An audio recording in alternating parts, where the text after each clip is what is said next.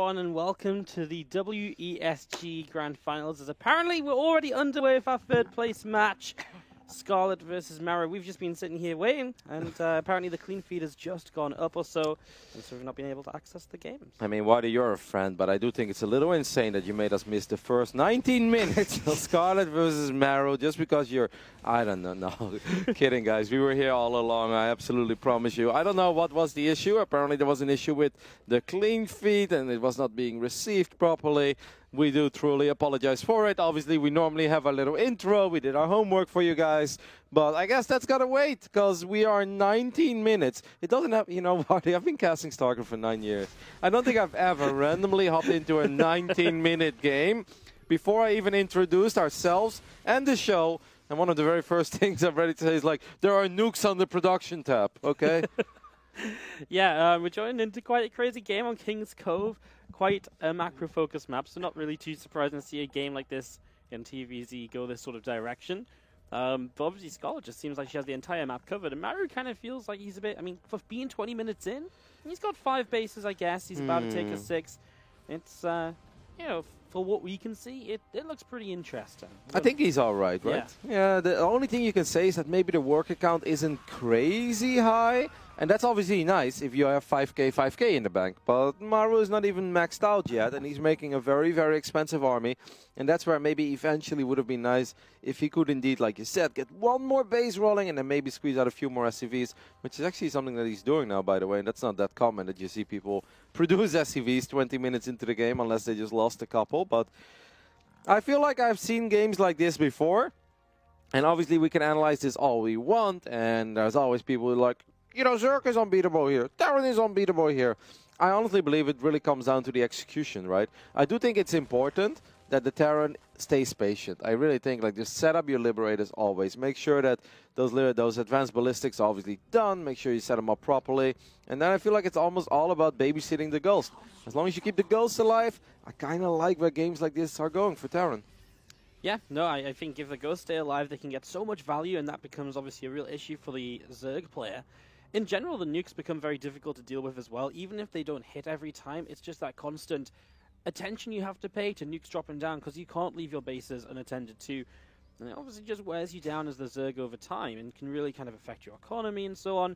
And Scarlet's setting up into a Nidus network, getting herself some aggressive options of her own.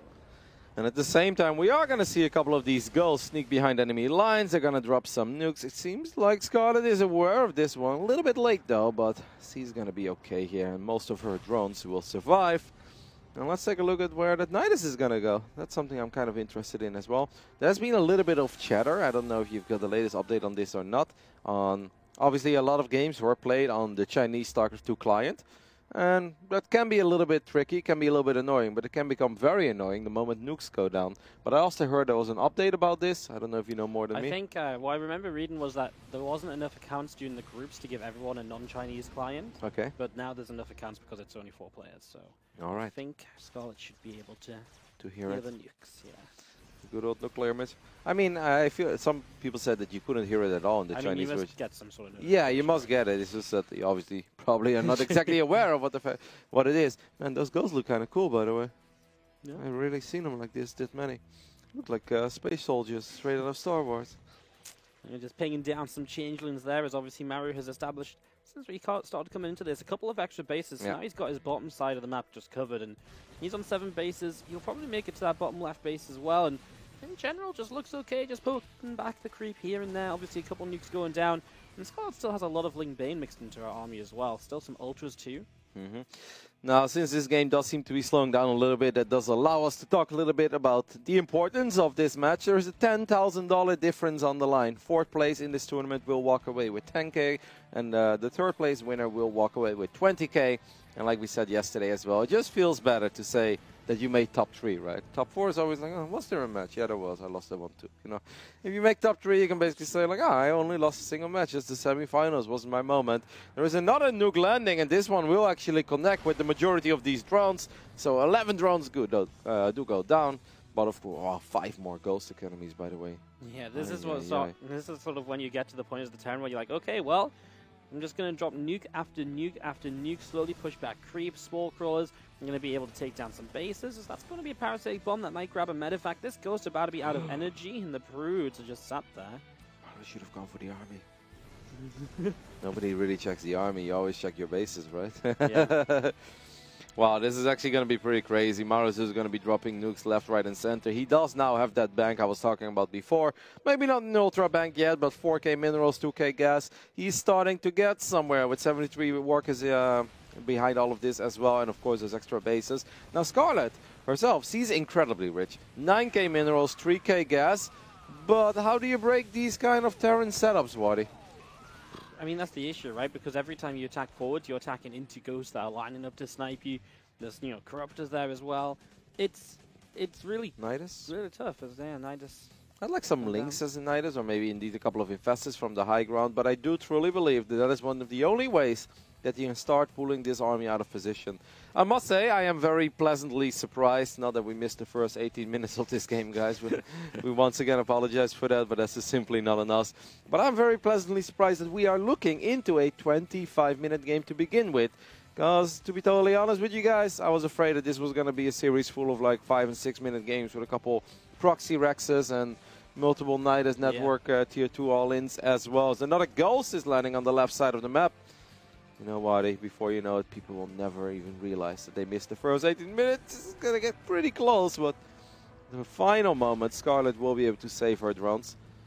Yeah, I mean, seems like they're ready to fight. That's good. Yeah, it's at this sort of point where we're just building up and really getting the units out there. Both players have a bank as well, which is kind of going to be comforting them into fights as well, right? Because now you can say, okay, I can trade and replace whatever I lose without fear of having to wait for those resources to come in. As Maru going to establish this bottom left base. I mean, obviously, quite nice for him to be able to just hold this bottom side of the map. What will be tough will him getting the 3 o'clock base later on, and it may be just that he mines out the bottom side entirely before he tries to mine from that. Yeah, but I think at this point, Maru's not really in a rush to get that base, right? Because he is close to maxing out. This hatchery is incredibly low on HP from those Marines and Marauders before, so this Ghost should be able to get the job done. At least the drones will survive, but Skarlet is going to lose this hatchery for a little bit. I love that spine crawler that moved like 1 inch away. It's like, you know, I don't want to completely die, but I'll just lose most of my health still. Think Maru's having fun? Yeah, I feel like this is the sort of game where Maru's just like, you know what, I just want to macro for a while. Just multitask, you know, move around the map. Just, I feel like Maru always has fun in these situations. Maru's like, I'm sick and tired of being labeled as a 2 or a 3 Rex guy. Okay, what do you mean proxy? Can't proxy if the entire map is mine, can I now?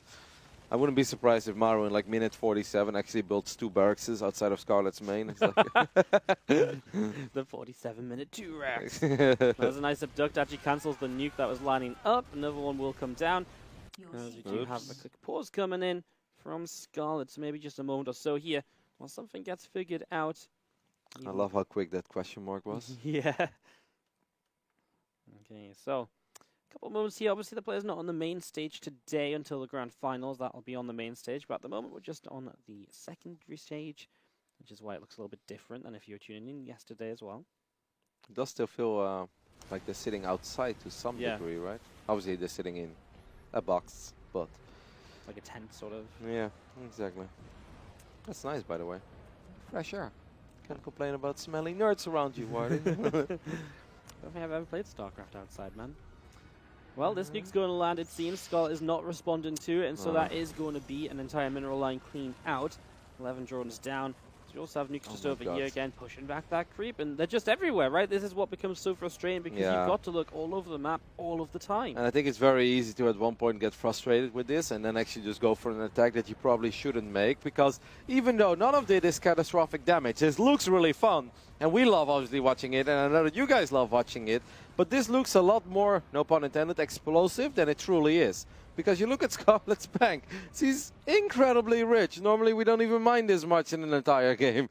14k minerals in the bank, almost 6,000 gas in the bank. So yeah, it looks chaotic and it looks madness when it's, you know, nukes dropping everywhere. But for Skarlet, it's just important that she stays very calm. There's no need for her to make any crazy attacks now, crazy decisions. Just kind of try to get your spores up left, right, and center, and you'll be fine, because it looks so much more dramatic than what it truly is. Yeah, most definitely. Just keep pulling that static defense back, save what you can when you can, and again, eventually you're going to be able to start pushing forwards and maybe starting to force a fight. And once you start doing that, the Terran can pay less attention to nuking you all around the map, and that obviously buys you a little bit of space. As again, Maru really just pushing back these Spore Crawlers more than anything else here. I'd love to get a proper look at the army of Skarlet. What exactly is the mix of units that he's working with? He obviously has a lot of Brood Lords. I'm not sure if he's aware of this one. Now, these are the kind of nukes, Wardy, that actually are pretty dramatic. Oh, that got so close. It really did. A couple seconds later, and she would have lost a lot of this, and that's instantly the moment where Maru's like, okay, I can jump on this. That's a huge amount of your bank gone, for example. The nuke landing. Skarlet's got to try to get something done, but obviously seems so hard, right? I don't know how many girls Maru is working with, but I assume we're looking at 12, 14, 16 girls.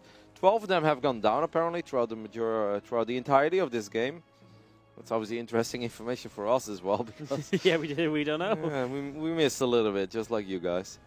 Well, another nuke lining up to hit down on the Spore Crawlers at the front. Another nuke coming down in the center. Corruptors and Banes still on the way up. Obviously nice to still have a few Banes mixed in here because they actually do pretty well against the Ghosts, and it forces them to pull back and split away rather than just continuing to line up snipes on the front lines when that army does engage.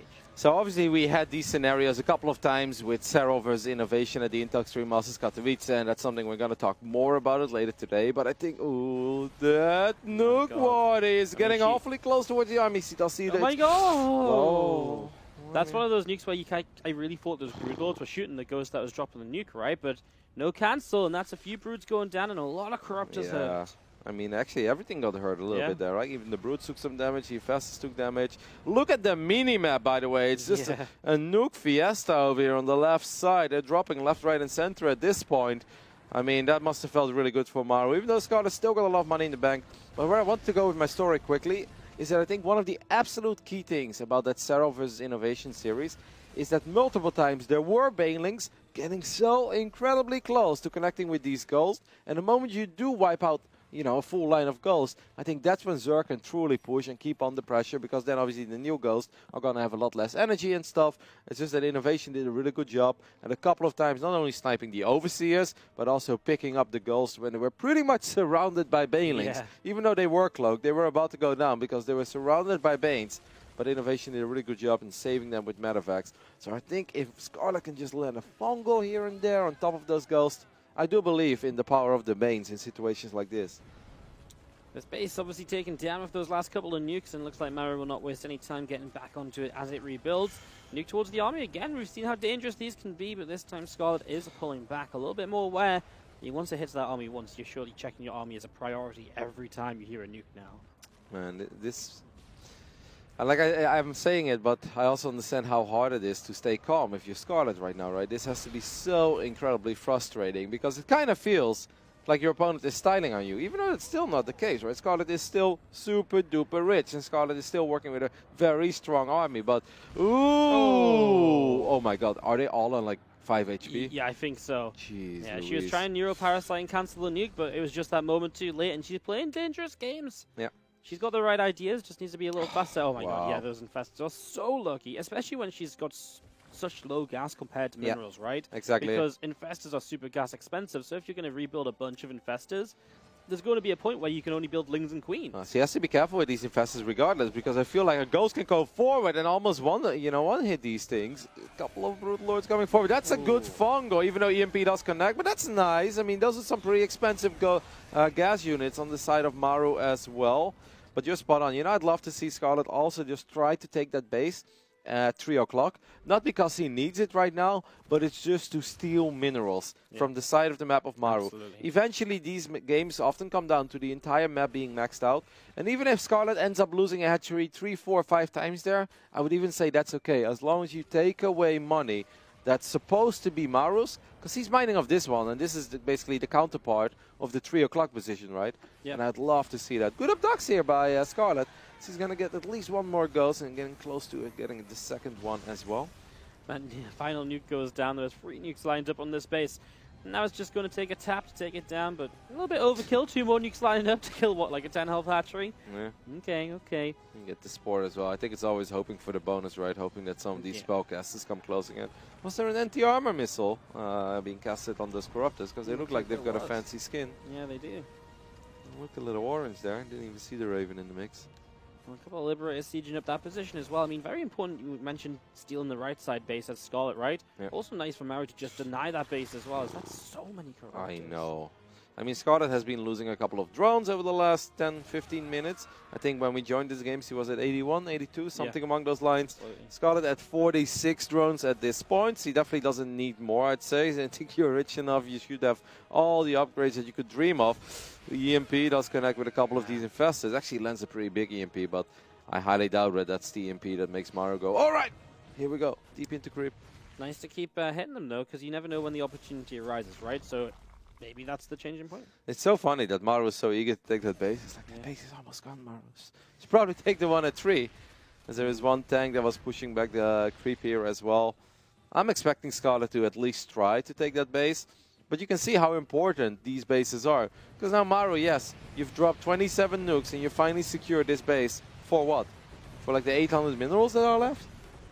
Yeah, I guess maybe mostly the gas. I don't know how much gas is left on there without the geysers being clicked. So I guess maybe just better something than nothing, and it is maybe easier for him to push up this left side than it is to push up the right with the way his static defense is. But I feel like that's also only because Scarlet Tommy's positioned here, because he's positioned there, right? Like if he goes to the right, Scarlet's going to move to the right as well. Scarlet is going to take that hatchery now, as we've mentioned a few times. You can see really the unit tab right now, 35 Corruptors in play, 15 Infestors, and that's pretty much all of it. Like there's a few Broods, an Ultra. The 23 Banes is kind of important as well. Do you think it's ever worth to make like some crazy 10 Corruptor hit squad, send it via the left side and try to snipe a planetary? I mean, ghosts are not that fast, right? But I mean, what's the point of sniping a planetary? Like, Maru has so many command centers. It's and like I you guess kill 400 minerals for the risk of losing so many Corruptors. Yep, because the Vikings can obviously chase you down as well. But you also don't want to send all of your Corruptors, because that's where things get crazy. I love how Scarlet got the Nidus network a long time ago, but actually has never decided to use it. I mean, how is she meant to, though? Well, like, she's got one unit on behind enemy lines on that bottom side. She's got an Ultra. Oh, yeah, I guess Put so. the Ultra. Ooh, that's a juicy nuke. Yeah, I like this little position. How this Ghost got here, we don't know. It's been journeying around. But yeah, you start taking down some of the tech structures, and that's gas Scarlet has to spend as well. Yeah, these are not 4 buildings I think you want to lose, right? The Hive, the Greatest Spider, Baneling Nest, the spawning pool there as well. There's some very, very juicy nukes by Maru in the main base of Scarlet. At the same time, Maru is still using all of these nukes to push this Zerg army back further and further. Yeah, you don't really want to send your entire army. But Scarlet does have to save those buildings, I feel. But I think it's going to be a little bit too late. That is bye-bye Greatest Spire. I think the spawning pool will survive for now. But, I mean, the Ghost can actually just right-hit that hatchery as well. The infestation pit. Look at this. 1 shot, 1 kill. Pew. Yeah, go on, little Ghost. Come on, I want to see it. A little bit of bio here, actually, bringing this hatchery down to half health. So Maru trying to deny this as well. And Scarlet starting up some more static defense here, realizing this is a base that she will want to mine from. No! No! Oh my god. Overkill is the word of the day so far. See, it was supposed to channel her in the Tanya there, you know, from Red Alert. 1 shot, 1 kill, and then you blow up all these buildings. It was absolutely not necessary, but it does look pretty cool as 3 of these production facilities go down. I'm still disappointed in that Ghost. Yeah, with Corruptors did actually loop around the left side and do pick off a planetary, as you suggested they might want to. But there is a planetary for them to get. It's that one on the far left, right? Because that's the one that's exposed. You don't have to go super deep into Maru's territory to get there. So you're not exposing the Corruptors too much. Well, this Ghost over here is going to just... That hatch is just not going to mine from Scarlet, is it? I think that Ghost is going to nuke the Hive one more time. Yeah, I get the feeling. But, I mean, even if this hatch goes, oh, okay, I'm worried about that nuke. No, this one is okay, guys. It's very unnecessary. The one near the infest is a little bit more exciting. But I'm okay with this hatchery going down, even if it happens multiple times. As long as Scarlet is stealing minerals away from that base, I think that was already worth it, because he's on 22,000 minerals. And Zerglings and Spine Crawlers and Spore Crawlers are never going to win this game, right? Obviously, you need the static defenses, don't get me wrong, guys. But she's got plenty of that for now. So even if you end up losing that hatch a couple times, no big deal. Every mineral that Scarlet mines with this base is a bonus. Yep, anything you can get out of this is going to just stop it going into Maru's hands. Yeah. Especially if she can get some gas, because really, again, the gas is going to be her real limiting factor here. Because there is going to be a point where she's going to be left with only minerals, and well, let's face it, Lings and Queens are not going to do anything in this game, and that's why she builds so much static defense as well, because it only costs minerals, and it probably is the most useful thing you can get out of it at this stage. Ooh, few drones will miss Rally, but she does save those drones as well. I wonder why. Okay, He's taking the gas over on the right side. I was like, I wonder where he's taking a gas, because I thought I was actually looking at this base and I didn't see it being taken, but it was at this base, and that makes perfect sense.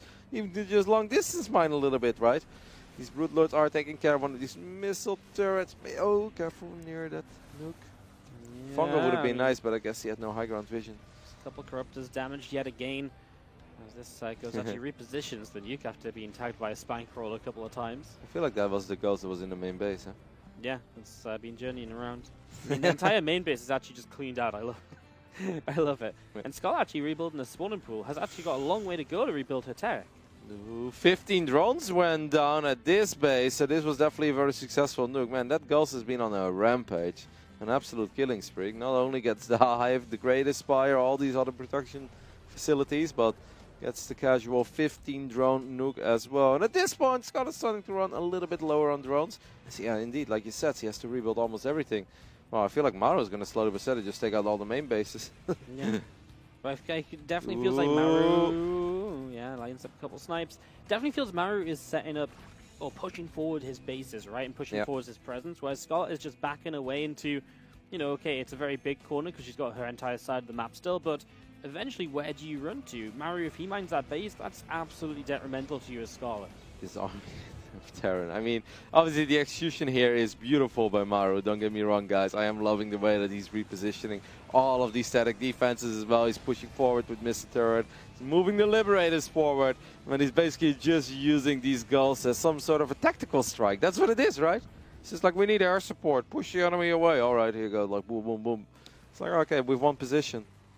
It's like some real modern warfare over here, Waddy. Do you think Maru's ever felt uncomfortable or unsure about this game? I kind of feel like he's just like super happy all the way through. Yeah. It's funny because these are situations that you A, don't see super often, and B, it's an incredibly difficult army for Terran to control. So on almost every single level out there in StarCraft 2, for us ordinary nerds, we're always like, oh my god, Zerg is so good when Zerg is maxed out, but I think the same can be said for Terran. If you are capable of being a Maru or an innovation, and you get yourself in this phase in the game, I mean, of course, there's always stuff that Scarlet can do, and I would have loved to see her try to be maybe a little more aggressive with Nidus Networks. I mean, the unload speed is so good that I actually feel like Nidus has shined just as much in this phase in the game as they do in that all-in phase, right? Obviously, the all-in phase, it's a little bit more deadly because things just end immediately, but if Scarlet multiple times pops 22 Zerglings with 3-3 Adrenal Glands in the main base, that kind of stuff becomes annoying for Maru as well. You can't just sit back and get nuked into a corner, because that's kind of what's happening, man. Soon Scarlet has no more room to actually walk back. Yeah, she's made absolutely no plays for herself here. She's not doing anything aggressive. I think the most aggressive we've seen is like the Corruptor snipe the left side planetary. It's like, that doesn't do anything in this game. 400 minerals. Compared to what Maru's doing, as we do see, that's a nice neural parasite, and then the Infestor gets killed. What if Scarlet just neurals an SCV and builds a Ghost Academy, and then EMPs? So we have nuke versus nuke. Yes, you may as well, and then you EMP the Ghost of Maru. And that's from Nidus! Woohoo! I got my wish. There we do have those Zerglings as well with these upgrades. And I think this kind of stuff can be very annoying to deal with. Now, Gulls are very tanky, I know that. It's not easy for Zerglings to get anything done against all these Gulls, but it's just about being annoying, right? This is really not that big of an investment, and finally Scarlet strikes back to some degree. Yeah, Maru's definitely, it's the first time he's had to do anything other than something he wanted to do in this game, as that's a lot of production going down. Yep. Ghost will cloak up as we do see them coming into the main to defend. A little bit of bio still on the map as well. Another Nidus onto the low ground, so can transfer some Zerglings down there and maybe get more out of this. You've just got so many minerals. Why on earth not use those Zerglings for something? Yep. And you're pulling all these Ghosts out of position, which makes it perhaps a little bit easier to potentially land a Fungo here on some of those remaining Ghosts, right? Yeah. And actually get a couple of kills. Maybe if the Broodlords can get on top of them as well. But it's just stuff like this. It's not about the amount of damage that those Zerglings just dealt. It's about pulling units out of position. Maru has been dropping around 47 nukes for, well, probably more at this point, for position. So this is how Scarlet can fight back for position as well.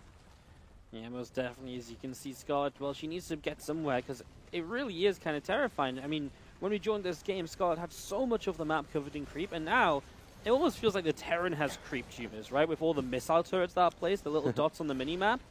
It is actually crazy how much control Maru's got. He has a couple of neural parasites. and Fungal Growths. There's a snipe to kill that Infestor. I mean, this is some interaction I've never seen before in StarCraft. A Neural Liberator. Yeah, and the Ghost there on the left side as well, actually connecting with 12 of the drones of Skarlet. I feel like those are all the drones that Skarlet has left at this point. Look at these Ghosts lined up. I mean, this is a pretty cool shot, I'm not gonna lie. I mean, because someone should turn that into an artwork. If I was a Terran... Oh my goodness. If I was a Terran player, I would want a painting like that on my wall. These 4 Ghosts kneeling like that, hell yeah. Looking like sitting on the cliff, looking over the hatchery. Yeah, that's amazing. Wow, that's... I don't know why I just enjoy that so much, but it makes me smile. Well, now Skarlet has 0 mineral income. Obviously, her gas income is very low. And the thing is, she's still getting pushed back to the top side of the map. At some point, she has to try and strike. What's really worrying is at some point, she's going to end up fighting and not having time to rebuild because Maru's going to be on top of her production. I feel Maru is about to go full Dunkirk on Skarlet, man. He's going to drop some pamphlets out of the eyes like, this is us, this is you. Like, there's no way to go. And this is where Skarlet calls in the friends, perhaps, and hopes that they can evacuate some of these Zerg forces out of here. But I don't think that's how our game works. They're cool. These nukes are getting so much closer towards this army now. They're actually starting to land kind of on top in the middle of the army. Skarlet has to run even further. I mean, she's trapped, man. I mean, yeah.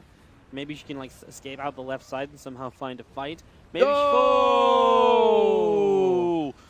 Just like that. A lot of these infestors go down. That was not the escape you were talking about, was it, Waddy? Nope, that's... I thought they should keep going left, not come back in from the left. Skarlet not quite understanding there as we see 7 more infestors on the way up, and there's nowhere to go. Do? Yeah, I don't know what she's gonna do. Like, she's just sat here dying. Yeah, there's absolutely nowhere to go. We are once again at this 45-minute mark. This is pretty much where those games between Innovation and Serral ended, right? One was 45, the other one was 44 minutes.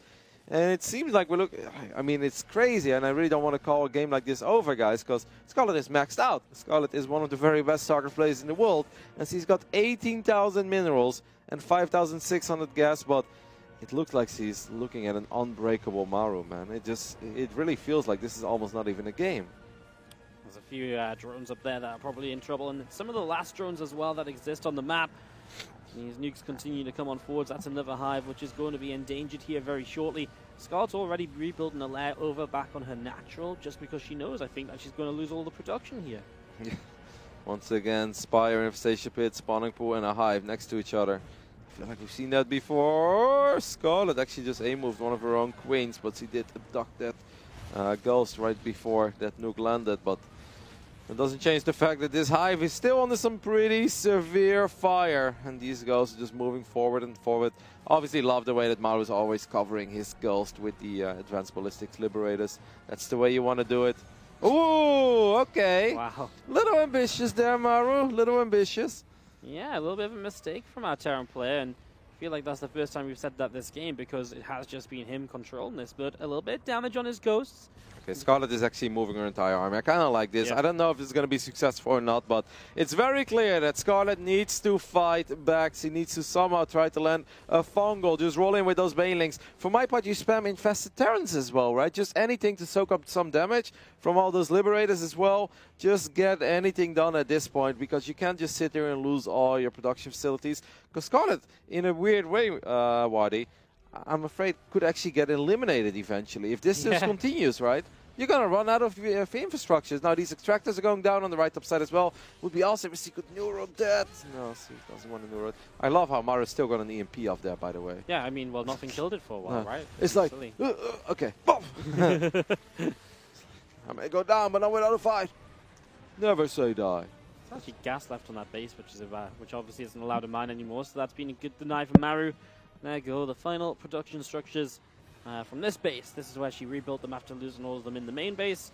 So they go down. Obviously, she's been rebuilt to the left-hand side in the natural. Yeah, but if this continues, even 16k is not worth that much anymore. I love these 3 drones on a stealth mission. Maybe they're the last drones, by the way, as well. Yep. There's a couple of ghosts getting fungled. Okay, some kills from Skarlet. I think they're deflecting. Like, can we join the Terran forces? we've seen how our lives look if we continue as Zerg. Please make us SCVs. We've lived under a dictatorship, and we truly believe that the Terran way is better. Okay. Oh my god. No! Accept us! Accept us! I think it's crazy. At 48 minutes, the most exciting thing on the map right now is the worker fight. It's like I heard stuff about liberation and freedom. It's like, this doesn't feel like freedom to us. Maru kills all 3 of the drones, no. man. But No drones for Skarlet. That means that Skarlet is now officially on 0 workers. 199 supply of army. Ooh, she's gonna be. Imagine if she loses all the larvae, by the way. Then she's, then that's it, right? It doesn't matter how much. Yeah, it doesn't matter how much money you have. But she doesn't have hatcheries, really. No, she's got this one. She's got the natural still, so she basically had 4 hatcheries at this point. So it actually starts getting very dangerous. I mean, of course, Skarlet still has a chance, guys. It doesn't feel like it. Yeah. Because Skarlet has been pushed around this map for basically the last 20 minutes and has barely been able to. Well, she lands a fun with that. That's a good one. The MPs hit like all of the infestors, so now there's no real follow-up fungal, so those Vikings feel good to come forwards. Okay. Do we have any Vipers? Yeah, we've got 3. Okay. A Parasitic Bomb is always sick, right? Especially against this amount of Vikings. Even if a Parasitic Bomb connects for like, what is, a second and a half, the damage is massive. And that's resources as well. I must say, Skarlet's actually doing pretty good right now. I feel like in the last minute, I see 4 or 5 goals going down. It's something, right? Yeah, I mean, it's something, but imagine she started doing this earlier. So far, she's just had so much of her bank erased by Maru just harassing and continuing to poke around the map, and that just means she doesn't have enough to or as much to rebuild with. When it comes to this stage now, Maru's still mining off that bottom right side, nuking forwards towards the upper left. I mean, we really are on Skarlet's last couple of buildings here. Those Broodlords are morphing in a pretty dicey spot. I don't know if Skarlet is aware of that nuke landing, but she did just move. Yeah, exactly.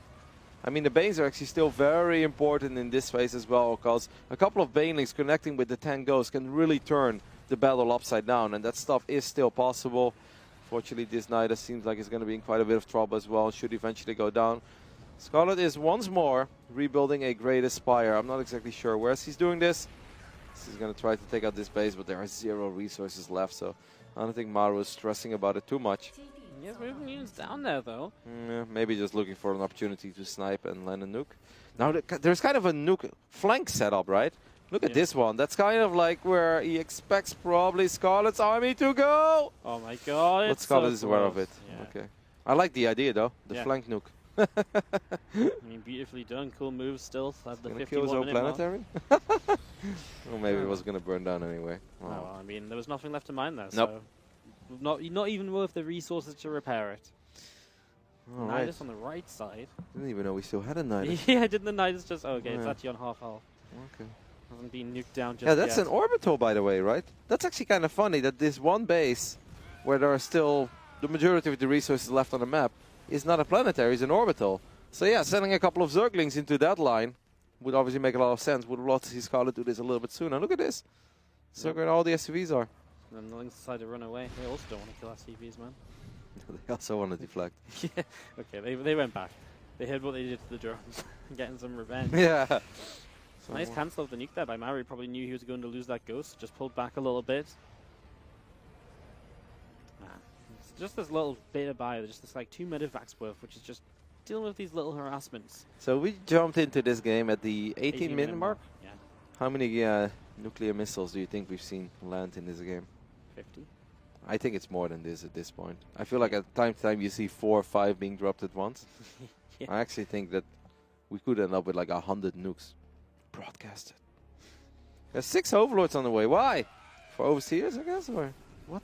I mean, she's maxed out and not supply blocked. Maybe she wants to use the overlords to tank. Yeah, that's. Like. Yeah, see why not? I mean, if you go for a very big fight, I actually think that in like the game-ending fights, you should always just grab all your overseers and overlords and send them in there. Because Vikings can be a little bit silly as well, right? And obviously Vikings don't attack that fast. So if a bunch of these shots end up on your overlords, yeah, why not? Those are the only 2. Yeah. She rebuilt 2 drones, they get killed again. Yeah, still 2 hatcheries. No, 3 hatcheries. But this one on the north side seems incredibly exposed at this point. Fungal does connect with a couple of these Marauders. 1 more goes, so The nuke lining up as Skarlet's trying to position to push forward, but she doesn't feel brave enough to pull him back yet again. I can't believe that Maru is pushing Skarlet back into her main. 53 minutes into King's Cove. I really feel like this is the fall of the Roman Empire or something, you know, where they took over half of Europe and they end up back in Rome. It's like, I don't know where this all went wrong, but... Another sniper lining up as well. A couple of these infestors getting shot down. Vikings going to get, well, that's nice, you know, actual kills. It's something that forces Maru to rebuild, and he doesn't have an endless bank. No, I mean, Maru also, I feel like is posturing himself a little richer than he actually is. But he's obviously been doing an absolutely phenomenal job. 3 nukes now landing. And Scarlet's actually going to have to go back into her main. Could have ducked down one of these goals. If Scarlet wins this game, by the way, that'd be phenomenal. That'd be a legendary performance if you ask me. She's got 0 drones at this point and 2,500 gas. So every unit is super duper important at this point for Scarlet. She does have 200 army supply versus the 154. So if you can force a straight up fight, you do have more to go in with. It's just how much does that matter with this sort of army composition? It's tough to say. That Corruptor, though, a couple of those going down. Yeah, I mean, those are hard to rebuild, right? 2,500 gas sounds like a lot. And it is a lot if you're 9 minutes into the game. At this point where you're not mining anymore, and basically I don't see any way that Scarlet is ever going to mine again, right? I think there's maybe 1 or 2 refineries or extractors out on the map somewhere where maybe there's a tiny bit of gas left, but every unit, especially the spellcasters, no, this one is 0-0 as well. I think it's the one that's like just a bit forward from the low ground 4th. I think that one has like a little bit left. And Maru's are about to run out of here as well. Where Maru's army is standing, you mean, right? Yeah, I think, but I don't know how much is on it, of course. No, that's only a single gas as well, though, right? That base? Just 1 single gas. Yeah, well, still Liberators guarding as well. Overseas is morphing, so Scott is going to maybe drop changelings and stuff. That feels like such a waste of gas. Yeah. Right? Like... Wow. I guess does she just not have production anymore? But she rebuilt, right? Oh, here we go. Vikings moving forwards. Well, there go a couple of the Overseers. Already shot down here. Viper goes low. Nice split from that one Viking. Yeah, well done there by Maru. I mean, I do really believe in the value of Parasitic Bomb. Here you go. I mean, this actually in a way is almost worth it, right? Like, it's quite a bit of damage. And actually costs gas to repair those Vikings as well. And we talk a lot about the gas of Scarlet. Oh, the Infestors. Those are some juicy, juicy pickups there for Maru. And now the Vikings are able to get some shots off on the Corruptors. Liberator's pushing forwards too. Big fungal growth on all of the Vikings and anti-armor missile as well. But this is the moment where you strike Parasitic Bombs. The Parasitic Bombs doing so much damage on all these Vikings. And Scarlet has been incredibly patient, but is it paying off in a massive way here, Wadi? It may very well be. Corruptors are chasing in. The issue is Maru can get back to his static defense, right? The missile turrets. Scarlet is going to spend the last of her gas. 1 Infestor, 3 Corruptors, and 5 Broodlords. The Vikings going to try and kite a little bit, but they're hurt, and Raven goes down. That's very difficult to replace as well. I feel like this Corruptors should just right-click at this point. Yeah. I mean, like, I know it's scary with those misters, but all of these Vikings are 1 hit away from dying. The Banelings are going to roll forward as well. This kind of feels like this is almost it, right, for Scarlet. He's still up in army supply, almost 80. 80 is massive. The problem is Scarlet has 0. Absolutely 0 gas behind this. He is obviously able to make a lot of Zerglings. Zerglings can get something done here. I mean, if she can show up now with plus 70 links, I wouldn't hate it. Yeah, this is going to be... it's really interesting. I mean, she's got so much. I mean, Ling's on the way out. She only has a couple of hatcheries. Maru's got something on that top left side, I think, which is also kind of interesting. Because if you can take down those bases, there's actually no structures really left here. Kiting the Vikings back. Missile turret's doing a lot. Maru's building 5 Vikings at a time, by the way. That gas bank that Maru had is pretty much gone. It's going to be gone real quick. Obviously, good kiting here as well, but there's still so many Corruptors in the mix. 1 more Viking does go down there. Maru needs to get some more damage done with these gulls. There aren't that many spellcasters left for Scarlet. This is the one thing I'm worried about for Scarlet is, like, I don't think she has any Vipers anymore at all, right? I don't see one at least. Sorry guys, a bit pixely, but I don't see a Viper. I think maybe a couple of Infestors, but that's about it, right? Not even a couple. I think maybe 1 Infestor. Ghost here cloaked up, does go down. The other Ghost lining up some shots. The missile turrets again, so much done again though. Is that 1 Infestor? Is that the only spellcaster that's currently in the game? There are Banelings in the mix. Banelings should not connect with these SCVs. That'd be a waste. It is all about these Banelings somehow trying to get close to the Gulls. The thing is, Maru, I feel like made just a priority of sniping all the Infestors, the Vipers as well. And at this point, it's basically just going to be Ghosts forever. And if the Ghosts can snipe the Overseers, what's going to detect these Ghosts? Absolutely nothing. As we do see a couple snipes going down as well. The Corruptor count is dropping hard, and Scarlet's now only 30 army supply ahead. Queen's showing up to fight the Vikings, but they're just not doing that much, it feels like. And the Corruptors have to kite back once more.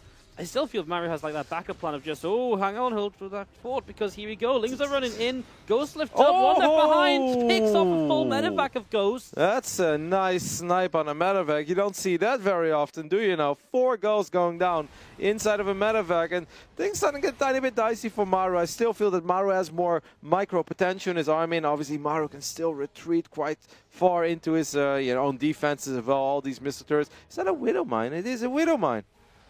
I really feel that Maru has his priority at this point is sniping the Overseers. And it's just like, if I snipe the Overseers, then my Ghosts are going to win the game. And he's right. How many Overseers are even left? Not that many. No. And I mean, there is... Oh, that's Widow Mine! No way! Okay, decent. just hits the edge. I mean, how often do you see a Widow Mine at this stage of the game being so impactful? I love the Queens as well. I mean, Scarlet's got to do something with her 6k gas. But the problem is these Gulls, I feel like the Gulls are truly the untouchables at this point, right? There's a drone. One last drone. I guess in case she actually needs to make a building. Oh, because there's minerals in there. A little bit of gas here, I suppose. Probably a little bit of gas as well. You said it. That's the only extractor or refinery that actually has a little bit left. There are plenty of Overseers in the mix. I mean, you're looking at 9 Overseers, so Scarlet will be able to keep a detection for quite some time. I mean, that only 7 Ghosts though, Wardy. That medevac going down with 4 Ghosts inside of it, while Maru has almost no gas as well. How massive is that? Yeah, absolutely irreplaceable. Those Ghosts in such a key part of the army. There's 5 Widow Mines in play. Okay, the only thing is though that since all the Infestors went down, I feel like it's going to be really hard for Scarlet to catch these 25 Vikings, right? I feel like Maru back forever. Exactly. I feel like Maru is going to fly back and forth, and try to one-shot these Brood Lords, try to one-shot these Corruptors. I mean, this has been a pretty epic game. People always complain about bronze medalist game. Nobody cares. Give us the grand final. You know what? Starting to get really warmed up over here for some Serral vs. Innovation for 150k later. And if you ask me, this is the perfect warm-up entertainment. Absolutely awesome game between Scarlet and Maru. 1 hour marker has passed. I actually don't know the last time I saw a game go to 1 hour. The official 1 hour, not the fake 1 hour, not the old time. Yeah, exactly. No, I mean, usually these sort of games last till 45 minutes or so. Scarlet has free workers on gas, by the way. That's actually huge. How much gas is in there? I think it was just selected, but I missed it. I actually think there should be a little bit because this base has been nuked over and over again. Good job there by Scarlet trying to keep her Broodlords alive, but in the end there's just too many Vikings, right? 24 Vikings, only 7 Ghosts. Now Vikings are good, but Vikings will eventually lose a fight against Lings and Queens, right? Extractor Mind out. Well, that was less impactful than we may have made it sound, guys, but... I mean, it seemed like it would be a big deal. Yeah. I mean, hey, he got something out of it. Season 68 gas now. Well, Vikings move forward. I mean, this is what the Vikings are good at. They snipe another Corruptor. There's 15 left, and only 3 Broodlords left, by the way, as well. 122 Lings just do not trade that well against the units on the ground, I don't think, with the micro capabilities as well. No, of course. I mean, normally 19 Marines and the Gulls, especially if they're protected by a planetary, right? But that ground army is not that sick, though. And that's why I feel like these Lings can actually start having an impact. And you know, that 68 gas that Scarlet has at this point. Maru wants some minerals. Let's see if he's long distance and he'll be here, getting anything they can. These Queens are actually like getting some shots off as well on these Vikings, and it's starting to be kind of annoying because a lot of these Vikings are 1 or 2 hits away from dying. The Ghosts are finally moving forward again. They've been building up some energy. They're going to land a couple of snipes. A few of these Queens do go down. The Lings are going to go forward. They really want to get a surround on these Ghosts. The Medevac's going to pick it up one more time, and this time they will unload them as well. Widow Mines. Yeah, the Widow Mine's doing a lot here. Another Widow Mine's going to go off in the center of the Lings, the bio. There's quite a bit more than it really felt like there was initially, but it is still surrounded. Banes are showing up. The Medevacs need to unload. The Medevacs. Oh my god. Maru, what's going on? Vikings are still fighting the Corruptors. There's like 4 Corruptors left. The Vikings are still kind of fighting. There's just so little left on either side, Roddy. What? Oh my goodness. I feel like Scarlet had like one moment where she could have sniped another full Ghost Medevac, and that could have actually very well made the difference. But now Scarlet with her 1200 minerals in the bank and actually still a little bit of income as well. That's what I said, man. Yeah, normally you don't run Lings, but if you have that many Lings against that ground army, that simply wasn't that big anymore. Oh my goodness, what a sick fight. 1 hour into this game. That fight had everything. Look at this, they're fighting over minerals. Yeah, I mean, you may as well drop those minerals, even if Scarlet doesn't get the minerals, right? That alone is important here, as we do see that Widow Mine gonna maybe just grab one Zergling, but it feels like every single Zergling counts at the moment. Yep, every Widow Mine counts as well, though. I mean, these are also units that will not come back anymore. Wow, 6 split there by Scarlet. Did you see that? A single Zergling actually absorbed that shot. That means that those mines are gonna go down. There's only one mine remaining. I really feel this game comes down to the 2 Ghosts. Because the 2 Ghosts have more... Wait, 0 Medivacs, by the way. Can I just ask something? Can Scarlet actually win the game, though, if she can't kill the Planetaries? Could be it. What about the Corruptus? Wait, the last Corruptus just died. Never mind. I take it back. Oh my god. I mean, to be honest, with Queens, can you not always kill the Planetaries? Yeah, I guess so. Yeah. Transfusions just takes a while. Yeah. Hey, but what about... What if... No, Scarlet can't win the game. Because Maru can float his barracks to the left corner of the map. Oh my god. It's that last Corruptor going down, actually. So, if Maru doesn't mess up, it's a guaranteed draw for him? Yes. Well, I mean, yeah, that would be... if he somehow forgets that Terran buildings can fly, yes, it's gonna... I don't think Maru's going to mess up that much, Waddy. Yeah, I don't know, man. After an hour and 5 minutes, who knows what might happen. You've seen crazier things. I love how we just accidentally, without paying attention to it, called that last Corruptor going down. Yeah, it's huge. And that was actually massive, because that means that at this point, Scarlet has 200 minerals. No, she has no Spire, right? And not enough gas. Scarlet cannot win this game anymore. But this game can still absolutely be a draw. The Queens have enough for that. But you can also say that the potential is on Maru's side. Maru's got the Ghost. The Ghost can technically solo these armies. It's gonna take a while. Yeah. Still just 6 Overseers left if they go down. Ghosts do regenerate HP, right? I'm not crazy. It's just... No? No? It's just the Reapers. Right? Supposed to regenerate HP, do they? I don't know. I guess they're not. I don't know. I feel like I'm so used to seeing Ghosts on the Medivacs. Yeah. You just sort of forget the Medivacs are there in the late game army. As far as I know, they're always full on HP, or you one-shot them. That's kind of how it goes. But there is absolutely no way Ghosts regenerate HP, and we haven't heard about it. All right, but what they will always regenerate is the energy, of course. So they will always be cloaked. They can always stay cloaked. There are 6 Overseers left. Well, obviously, eventually they run out, but then they can go home. If the Ghost can take care of the 6 Overseers, I feel like at that point it's a slow and steady victory for Maru. It's 6 Overseers against the 2 Ghosts. I feel like all the other units, I don't think they matter that much. Yeah. I think that's the battle that matters. I think if Maru loses the 2 Ghosts, Maru can actually just be like, hey, you want to draw? Because at that point, Maru is never going to win anymore. Definitely not on creep. Without any Medivac support, never going to kill 3 Broodlords, 12 Queens, and 52 Zerglings. That's impossible. So I think for Maru to win this game, it comes down to sniping the Overseers. Scarlet cannot win the game. Scarlet can draw. These players are still playing for $10,000, and this is what I love. And people also say, like, oh, nobody cares about a 3rd place match. You remember last year when Serral took out Classic, you know, in a match that back then there was a $20,000 difference, by the way, guys, not a $10,000 difference. And then some people were like, I don't think Classic really cared about the match. I'm like, what? It's like these people are playing in online tournaments for 9 hours until 4 a.m. in the night to win $100. And when they can play one best of 5 or either 10 in this case or 20K last year, you're going to tell me they don't care? Of course they care. Everybody cares. Scarlet pushing out group spread. What else is there to do?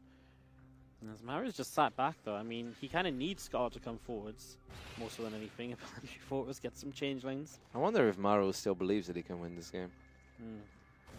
That's tough, right? The thing is, he can't even stim. Yeah. No, like I mean, like he's gonna kill his own units, right? No, definitely.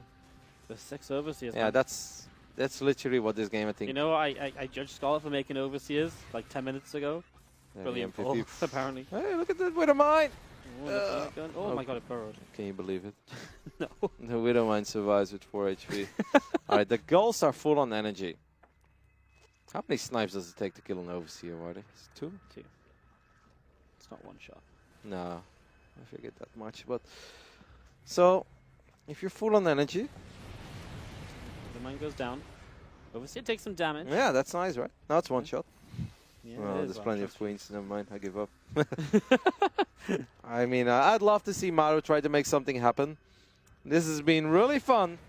We'd almost forget that we missed, I would say, the the opening moments of this game. So I'd love to see Maru make some plays here with his Ghost. Just go for it, try it. You know that this is. I mean, I guess what you can say is that Maru does not necessarily know that Skarlet didn't hide one Corruptor in the left top side of the map or one Mutalisk, right?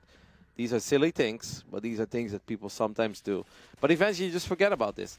I'm sure that Skarlet, the moment that last Corruptor went down, I'm sure that her heart skipped a beat and be like, wait a minute. Yeah, no, I can't win anymore. But obviously in a game with, I think 70, 80, 90 nukes going down, not going to be overly critical of that because that's just, these are things that are hard to think of. Look at these links, man. These links are so feisty.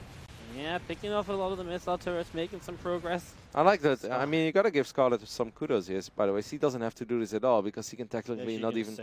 Yeah, she cannot even win this game, so it's really up to Maru.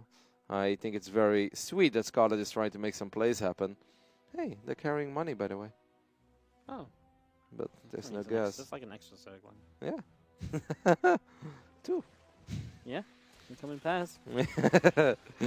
Good. Ooh, careful with the overseers.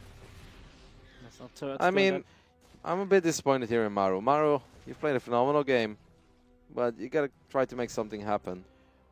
I was surprised earlier that Maru didn't make a play on like the bases because there's so few structures left. Yeah. I guess it was kind of a crazy situation, but that's obviously a very easy way for Maru to eventually win, right? And what about I mean, like these nine Vikings? Why don't those Vikings go on a little adventure? The only thing that can kill them are queens. You should be able to outrun some queens, right? I guess just a bit risky. I don't know. It's hard to say. I guess there's no right decision, no wrong decision. 39 lings left. There was at 1.52, so there's 13 that have gone down. Yeah, and that's, once again, like, this is cool that Skarlet is actually trying to make something happen, but it's really not up to her at this point, I feel. I feel that this is really up to Maru. Yeah, no, absolutely. But once again, of course, in Maru's defense, maybe he's afraid that there is a Corruptor hidden somewhere. Look at that. He just sniped a Zergling. He sniped a Zergling.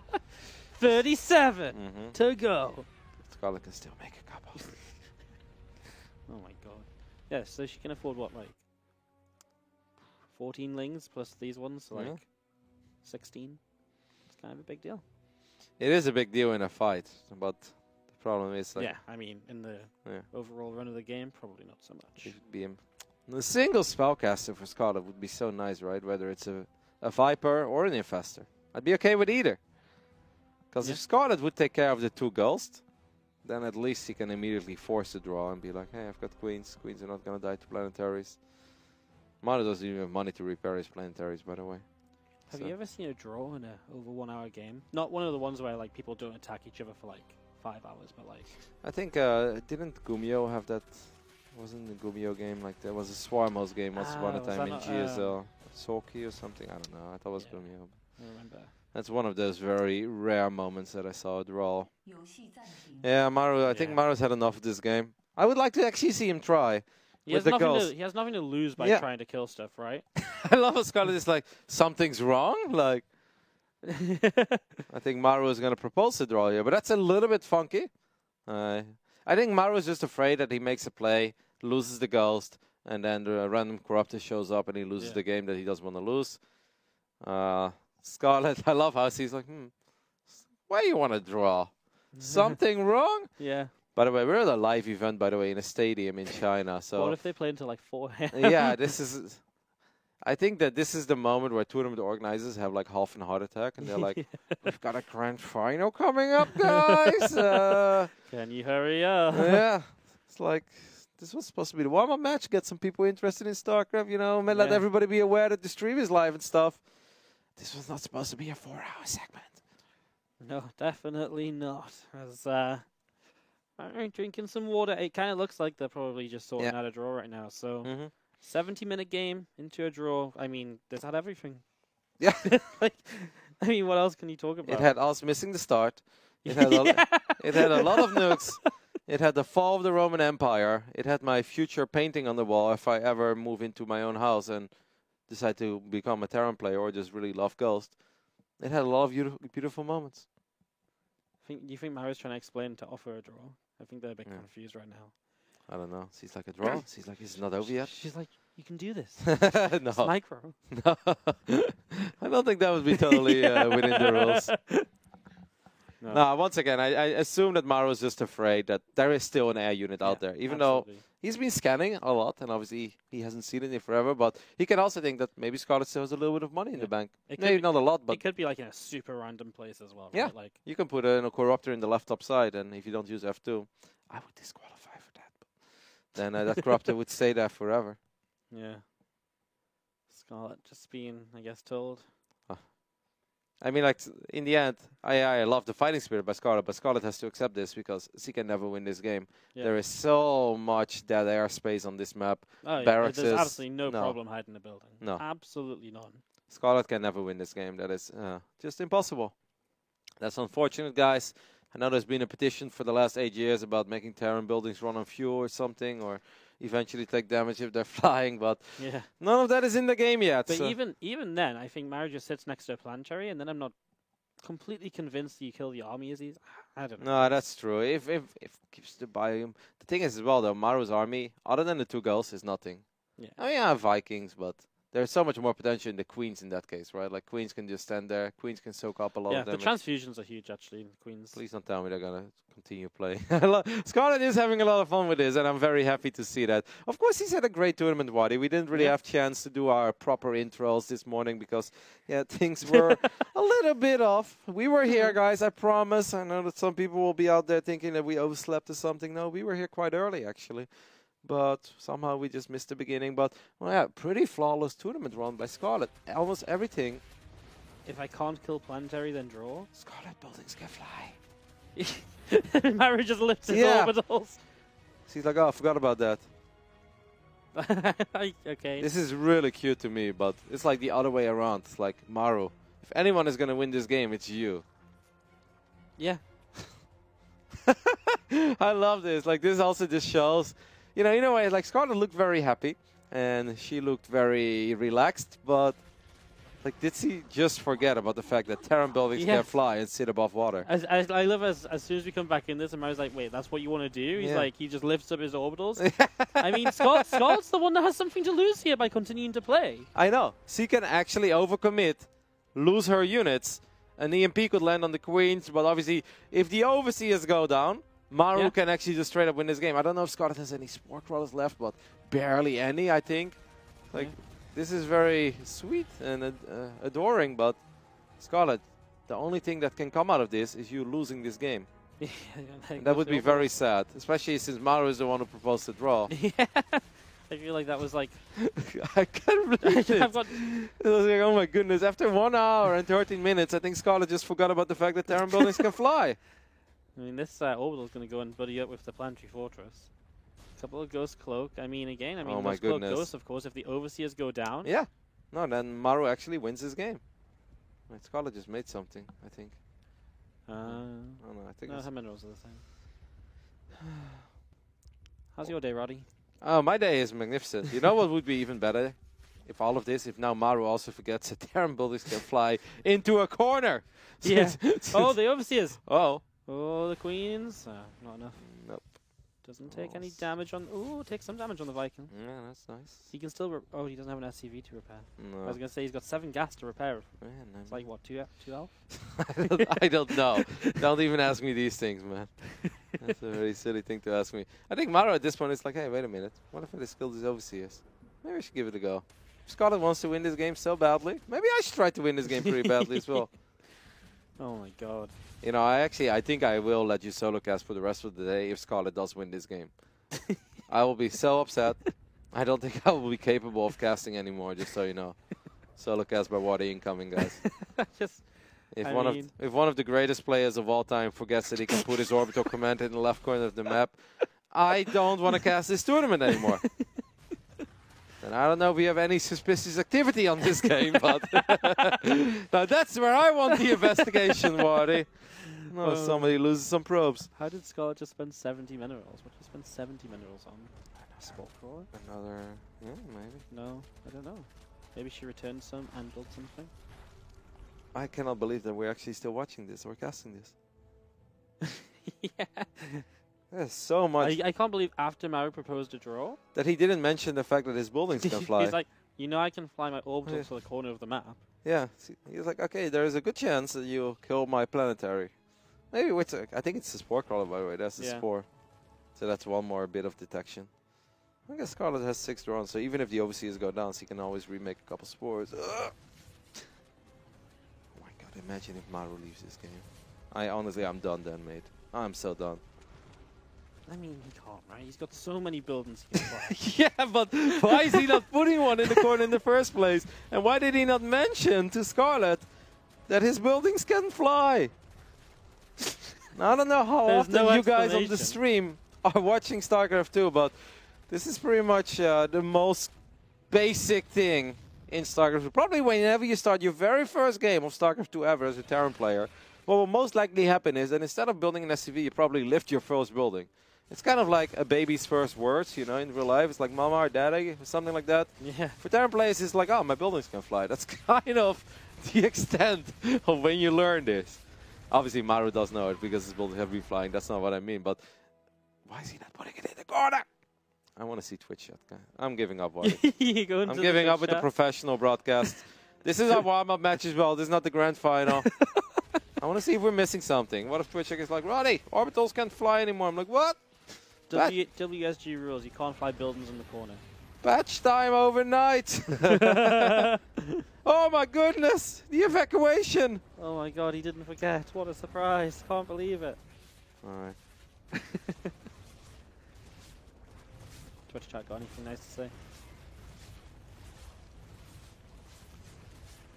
say? This is somebody on Twitch. Okay, I have to close Twitch chat at this point already, Wadi. Because somebody just said, I think a deal was made that if Scarlet can kill the planetary, she wins the game. It's like, mate, that is very... I don't think Maru agreed to No, I don't think that's a deal that Maru would necessarily make. I was like, you know what, this is a draw for sure, right? But I'll give you a challenge. Maru killed a Broodlord, by the way, but I don't think that really makes much difference. You know what, if you get those planetaries, you got it.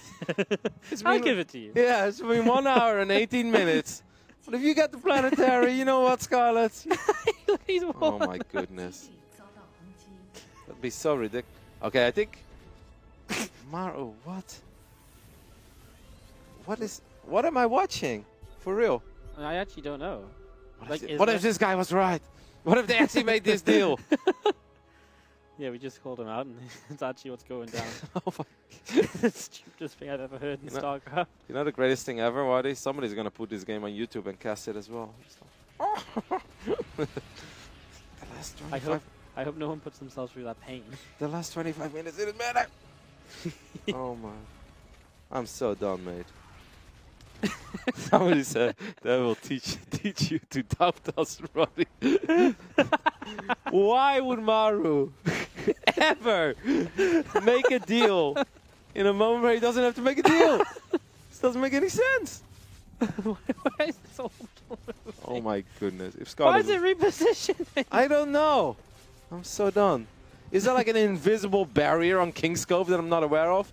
I know the answer is no, because I see overlords above all the airspace everywhere. And I've seen draws already on this map. Yeah. Oh my goodness, Maru, you're killing me at this point. You think he's just like, you know what, I'm going to take this to the extreme if you will. There is actually... Yeah, imagine if Maru was like suddenly the low-key biggest straw in the world, and all of the buildings go down, besides the last one, and like at like 600 HP, he floats to the corner. It's like, guess it's a draw after all. And I'm like, no! And Twitch chat laughed though. There is no more gas on the map, by the way, guys. I wish there was an exciting update here, but no. There is no gas on the map. There is no tech. Scarlet's got no minerals. Scarlet has no way. Do you think Scarlet is now, at this point at least, aware of the fact that she cannot kill an orbital? Do you think that's... I don't know, but she's pretty serious about trying to kill the planetary fortress. Like, oh, yeah. She killed a marine. Grats. Imagine if now suddenly these ghosts, can they please snipe something? Don't think that.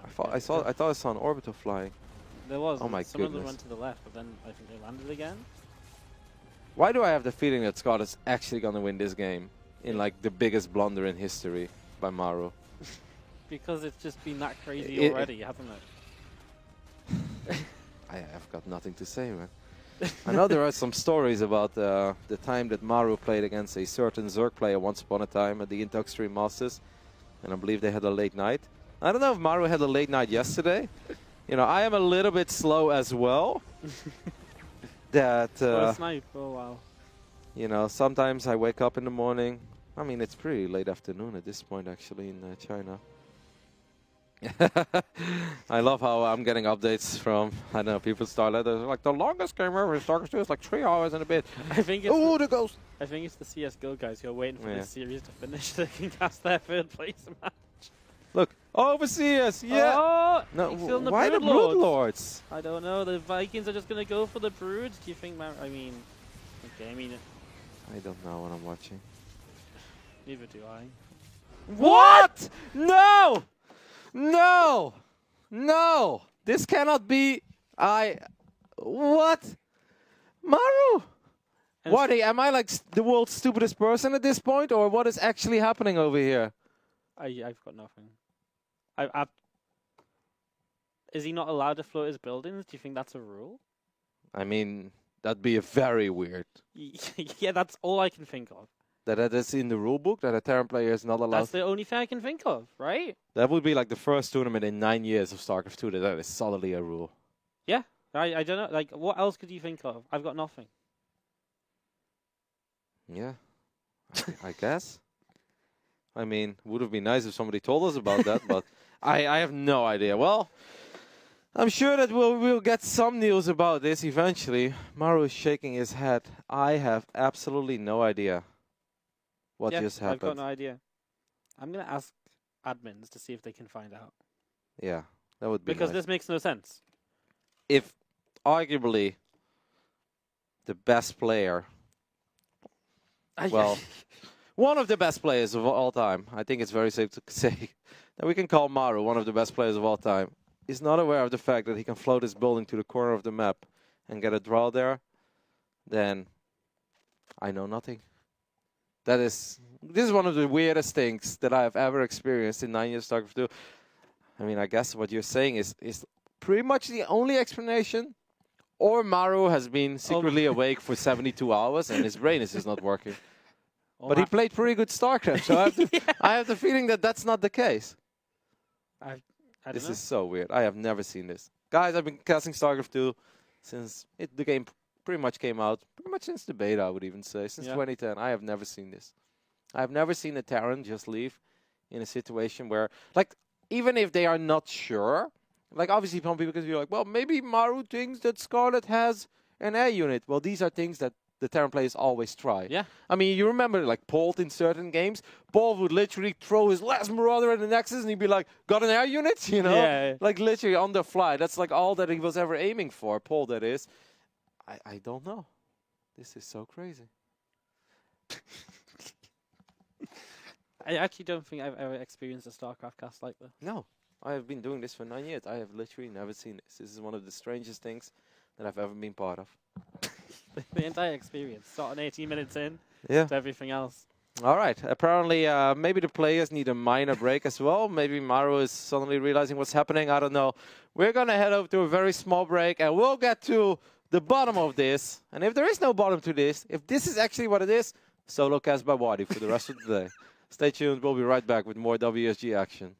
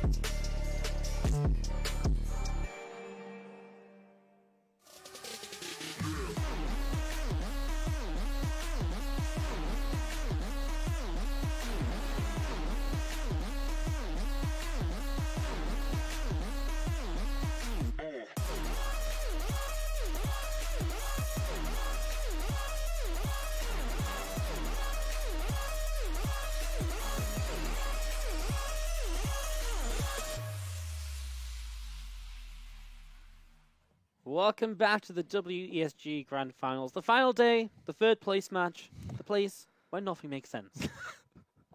I mean, we've got a lot of information coming in, and there seems to be something in the rulebook about points and 20% advantage. But even if that's the case, if you're in the game, you don't have access to those numbers. You don't know. And it still doesn't make any sense that Maru wouldn't put all of his Vikings in the left corner of the map. And he could have still... Maru could have actually sniped units for quite some time. So if anything, that rule should encourage Maru to use a few more snipes and get a unit over to... I don't know. It's one of the weirdest things. Somebody also said that apparently... I mean, now it's just hearsay, right? So we're not even mentioning facts anymore. But somebody also said that maybe somebody told Maru he's not allowed to put his corner. But that's so weird. That has to be written in the rules. Yeah. And in general, like, this is a Blizzard game. This is not a WSG game. They didn't make the game. So that would be a pretty big way. Like, yes, these are very rare scenarios, but at that point, you're fundamentally changing StarCraft 2. You're just implementing a rule that normally isn't part of this game. I'm actually still a bit speechless, Yeah. honestly, as we go into Game 2 here on Kairos. I mean, wow. I mean, last but not least, I think a lot of people are saying, like, maybe Scarlet mind game Maru, but that's not a thing. Every Terran always tries. And, of course, you could even lie, but Maru is always supposed to at least put his building in the corner and just ask, can you kill an air building? Like I said, in all the games that Polt ever had a draw, I feel like the moment the last Marauder shot is in the air, Polt is already asking, like, resources. Yeah. Can make Phoenix, Void Ray? No? Okay, then it's a draw. You know, these are very basic things. So, a pretty crazy turn of events here at WESG in our $10,000 third place match. Obviously, the winner gets $20,000, the loser takes home $10,000. So, both of them at least won $10,000. And we're getting ready for Game 2 of this best of 5. Can you believe it, Wardy? No, absolutely not. I mean, even Scarlet in the game said, if I can kill the planetary, we draw. Not even that she wins. So I've got absolutely nothing. The more I think about it, the more confused I get. I guess we'll have a look to see what happens here as we go into game number 2 on Kairos Junction. I'm just glad Maxed wasn't part of that game. Sorry, guys. Hey, a little bit of humor makes the world go around. I feel like we get away with anything anyways. After this game. After that game, we'll get away with anything. All right, well, as the world does go around, this Reaper comes across the map, and, well, this is actually our first early game of the day after starting 18 minutes in the game 1. And I guess we'll have a look to see what the openings are going to look like. Honestly, I kind of almost felt like Mario was going to come out of that and just start 2-raxing, but apparently not. Just going to build up the Reaper expansion factory coming down. Second gas for the starport already. And preparing for his early game opener without anything too crazy going on. Yeah, well, it's really hard to just get back into a good old regular TVZ. That's crazy, guys. We have a super fun day of Star. Ooh, that's a fast lair, isn't it? Isn't it? After what's better than a good old Nidus after a 1 hour and 5 minute game that ended in a pretty mysterious way. But, well, we'll see. Maybe Scarlet is going to try to speed things up a little bit after all. Of course, Innovation and Zero probably already at the venue. This is our $10,000 third place match. Well, 20K total, but like I said before, Scarlet is going up to 3 bases. But we'll keep a close eye on that main base, because there is a chance that Scarlet is going to try to speed things up here for good old Inno and Zero. Yep, and they're going to be finishing up soon. I kind of like the setup already from Mario. Like, the Viking already feels like it'll help a lot, cleaning out Overlords on this side of the map. As we do see some more Lings on the way up. Obviously, if it is going to be a Nidus, a Ling Queen Nidus, it would seem, rather than any sort of Roach sort of style. Otherwise, the Roach run would have already started up. Ling Queen, Ling Queen, it seems to be. That's a lot of Zerglings obviously being produced by Scarlet. And this, that's so funny as well to do this after that game we just had. Sorry, I have a really hard time getting over everything because literally every scenario doesn't make sense. Even if the point scenario is a thing, which I think is a weird one, I still feel that Maru had more potential there. And there's still no reason for Maru to throw away 9 Vikings, because at that point, you know for sure. I mean, the only explanation is that there is a straight-up rule that's not written in the rule book that says you're not allowed. But that would be so weird. And a random referee just walked out to Maru and be like, hey, don't you dare put your Orbital in the corner. Like, we have never seen that in the history of StarCraft 2.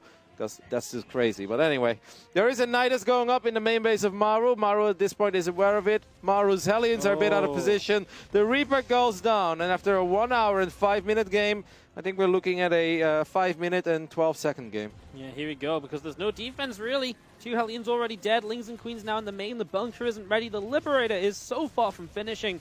Mary went for a pretty fast second rack, so that doesn't help him too much here, but the tank is out and walled off. It's all about the tank. If the tank stays alive, then there is a tiny bit of hope, but these Queens are going to be able to soak up. I'm almost going to say like a million tank shots, right? That's 4 or 5 Queens.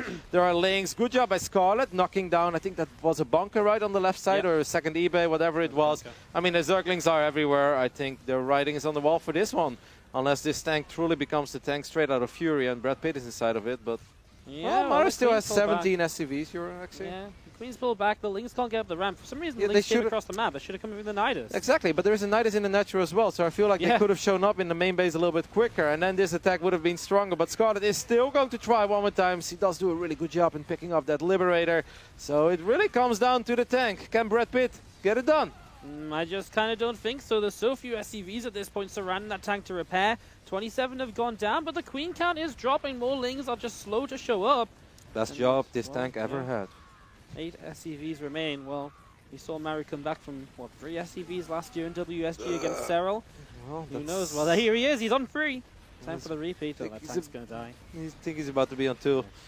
And that's going to be also right. Well, it was a minute off. 6 minutes and 12 seconds, actually. And Scarlet will take the 2-0 lead. I don't know why Scarlet is now walking away. Maru's like, oh my goodness, that actually happened? Yeah.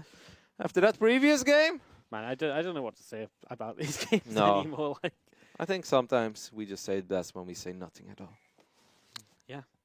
But I'm very excited for our grand final. Yeah, I'm excited for Serral Innovation. Yes. I'm pretty sure in that game, if Innovation's playing, I think the Command Center goes in the corner. I think, you know, maybe like $10,000. Maybe $10,000 isn't enough to lift up an orbital. Too much micro, you know. Maru's like, I'm not going to put my dignity on the line for $10,000. You know what? If she wants to win that bad, I'll let her win. You know, if that's what the Canadians need, go on then.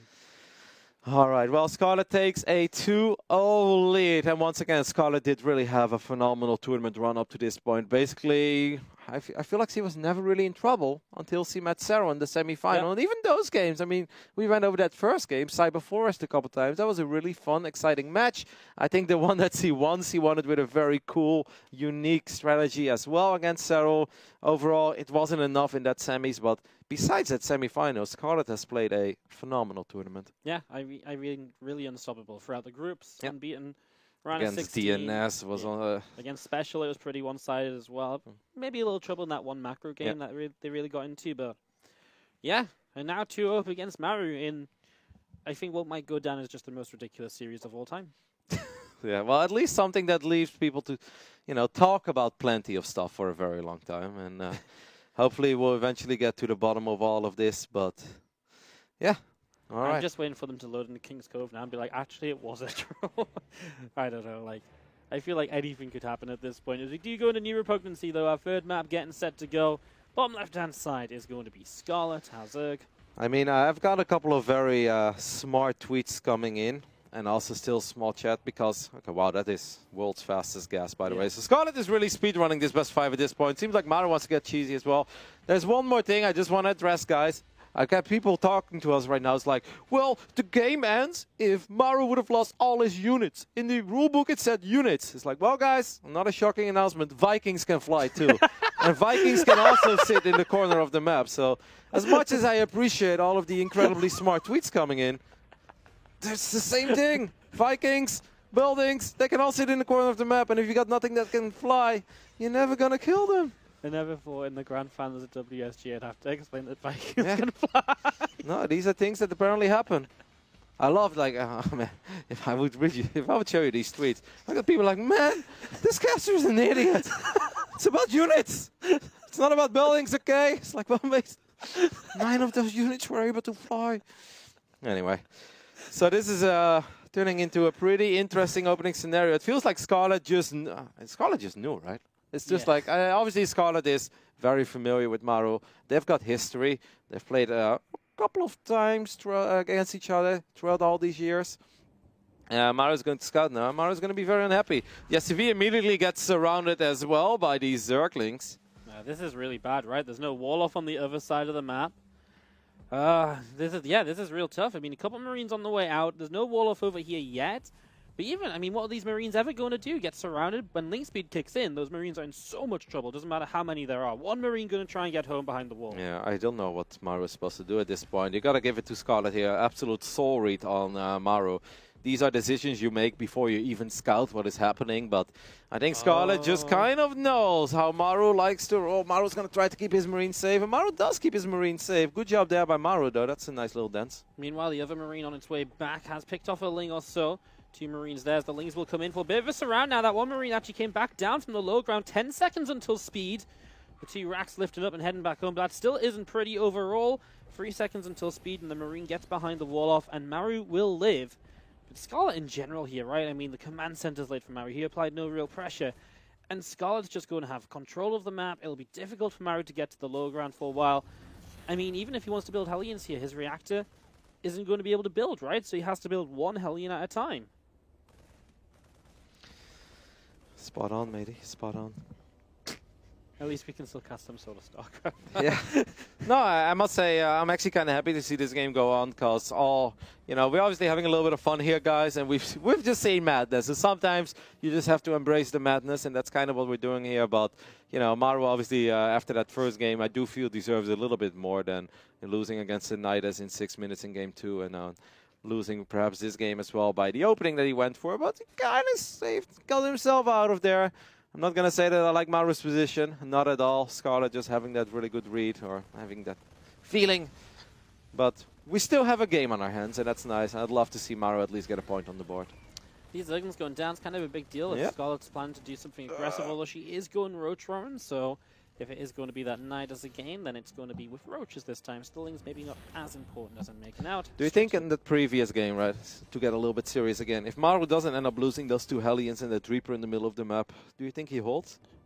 I kind of want to believe because it was close, really close right? on the tank, right? And if he keeps so many more SCVs alive earlier, yeah, it becomes even easier, right? It's a real cascading effect. And it's really funny as well how Lings work in those scenarios against Hellions, right? Because it's like 2 Hellions, they really struggle. And the moment you have 4 Hellions, it just seems like it's a line of fire and Lings going down left, right, and center. So, yeah, maybe we didn't pay enough attention to that, but I absolutely do believe that's the case as well. Now, there is an Overlord, but it's pretty far away, right? So where's Scarlet going to Nidus? Okay, she's morphing one of her Overlords into an Overseer.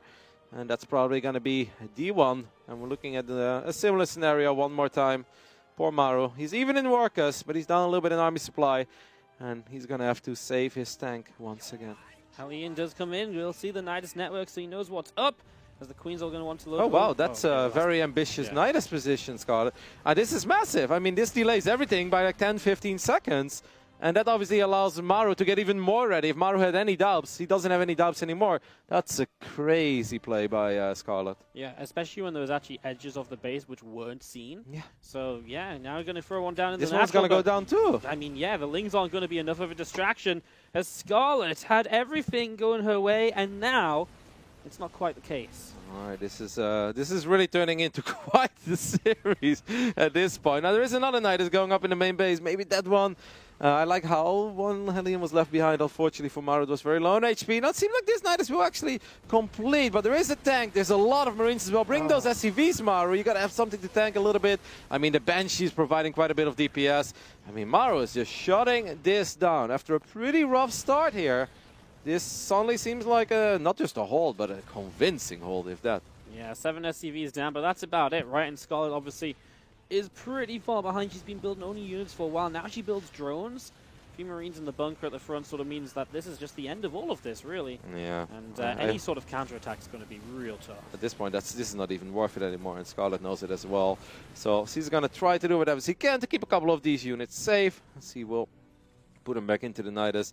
And yeah, 12 SCVs going down. I know it looks a little bit dramatic, guys, but Maru's army at this point is very, very strong for this phase in the game. And Scarlet doesn't really have anything to deal with that kind of army of Maru, especially the moment, as our observer is showing us as well, Stim finishes up. I don't know how Scarlet is going to get an army out that can really fight the army of Maru. No, absolutely no way. Nidus isn't all in for a reason, and this was not the damage you need. I mean, we were talking in the last game when Maru had 12 SCVs, that we were like, you know, if he can hold on to that attack, then maybe there's something here. But obviously, this is not quite the case this time around. Maru has so many SCVs, so he's in a real comfortable position. There's a Liberator chasing down an Overseer even, which is a nice little pick-off as well. Banshee shows up in the main, but decides, you know what, can't get in them, don't have cloaks, so backs away as well. And obviously, again, it's just a matter of that Stimpak finishing up, and Maru even knows it. 3 more racks, no third CC. This is all about making a killing move here in the next few minutes, and that's what Maru will commit to very shortly. Yeah, these are kind of awkward scenarios always, whereas Zerg, you don't just want to tap out yet, but in the end, you also know that you are going to have to pull out a couple of rabbits, because this is going to be very tough. Normally, roaches just don't really cut it in this phase in the game unless you've got magical upgrades, or maybe you've got some tunneling claws or anything among those lines, but just roaches alone normally is not enough to deal with the firepower of these Marines, Marauders. Don't forget there's a Banshee in the mix, there's a Liberator in the mix as well. I mean, Scarlet is working with 51 drones, so that's obviously a very respectable number. Maybe a couple of Ravagers and Corrosive Balls can make the difference, but it's safe to say that Scarlet got her work cut out for her. Most definitely, and here comes the push from Maru. That's going to test Scarlet here. This is the must-hold attack, of course, especially with Maru on just 2 bases, right? He's got so much production here, 5 racks that'll just constantly pour units out across the map, as we are going to be seeing. Shane's been picked off on the top side. Good information from Scarlet, at least knows where Maru is moving to. As the Banshee gets a creep to him and pushed away, though, again, no cloak, so can't really be as annoying as it might usually want to be. Maru straight through the top side, heading for that third base, and there is just no real unity here from Scarlet. 3 Roaches, 3 Ravagers, splits away from the initial Corrosive Balls, and here we go. As Maru sieges on up, stims down the ramp, and, well, again, the numbers game is really in Maru's court. Yep, Corrosive Balls do connect, pick off a couple of these units, but he's still a lot of Marines. Okay, those tanks are actually doing some serious friendly fighting. I don't know what happened. They somehow shot in the middle of the Marine pack. I feel like now Maru also shot at his own Banshee for a little bit. I don't know. Some mysterious things are happening, but in the end, this hatchery does go down. And this is just one of these games where I kind of feel like the writing is on the wall. 2 bases. Okay, all of the tanks are sieged up. And all of these units are very low on HP already, by the way, for Scarlet. So even if Scarlet is chasing this army of Maru down, it's once again the firepower of this army of Maru is just a little too high. Stim straight into it. The Ravagers continue to drop. When there's only Roaches on their own left over, it's just not going to be a kind of quality army from Scarlet. The numbers aren't there either. Drones try to pull in. The units keep on dropping. That's a GG, and Maru picks up his 3rd game. And after a terrible start, he is going to be able to put himself in a position where he's, you know, maybe still in this series. This reminds me a little bit of Reynor versus Neep, where Reynor is up 2-0 and actually has a really good start in game 3. And then suddenly things fell apart for young Reynor real quickly, and Neep actually turned that series around. These are things that do happen sometimes, and it's one of those things where StarCraft doesn't make a lot of sense, right? Scarlet takes a 2-0 lead, one very long game. Pretty mysterious, but it was a long game nevertheless. And Scarlet did play an awesome game, of course. I mean, it's kind of sad that now everybody's only going to focus on the ending of that game, because the rest of that game is worth talking about as well. That was a truly epic game where we had the rise and fall of the Roman Empire and everything in between of it. It was cool. Something we don't see that often in StarCraft 2. I love how Maru... What is this? I don't know. He's like, you know what? This is very calming. That was, I've never seen that in my life. That was so smooth as well, and peaceful how he did that. Yeah. Now I want to hire Maru as my... Your mouse mat cleaner? Yeah. Well, I don't think I can afford him. That cost of money, man. If he doesn't want to draw for $10,000 on the line. If he doesn't want to go and lift a command center in the corner, then what is he going to do? Yeah, I mean, I look forward, obviously, to the interviews. Eventually, there will be an interview that explains everything, but yeah, it's just obviously very confusing for us.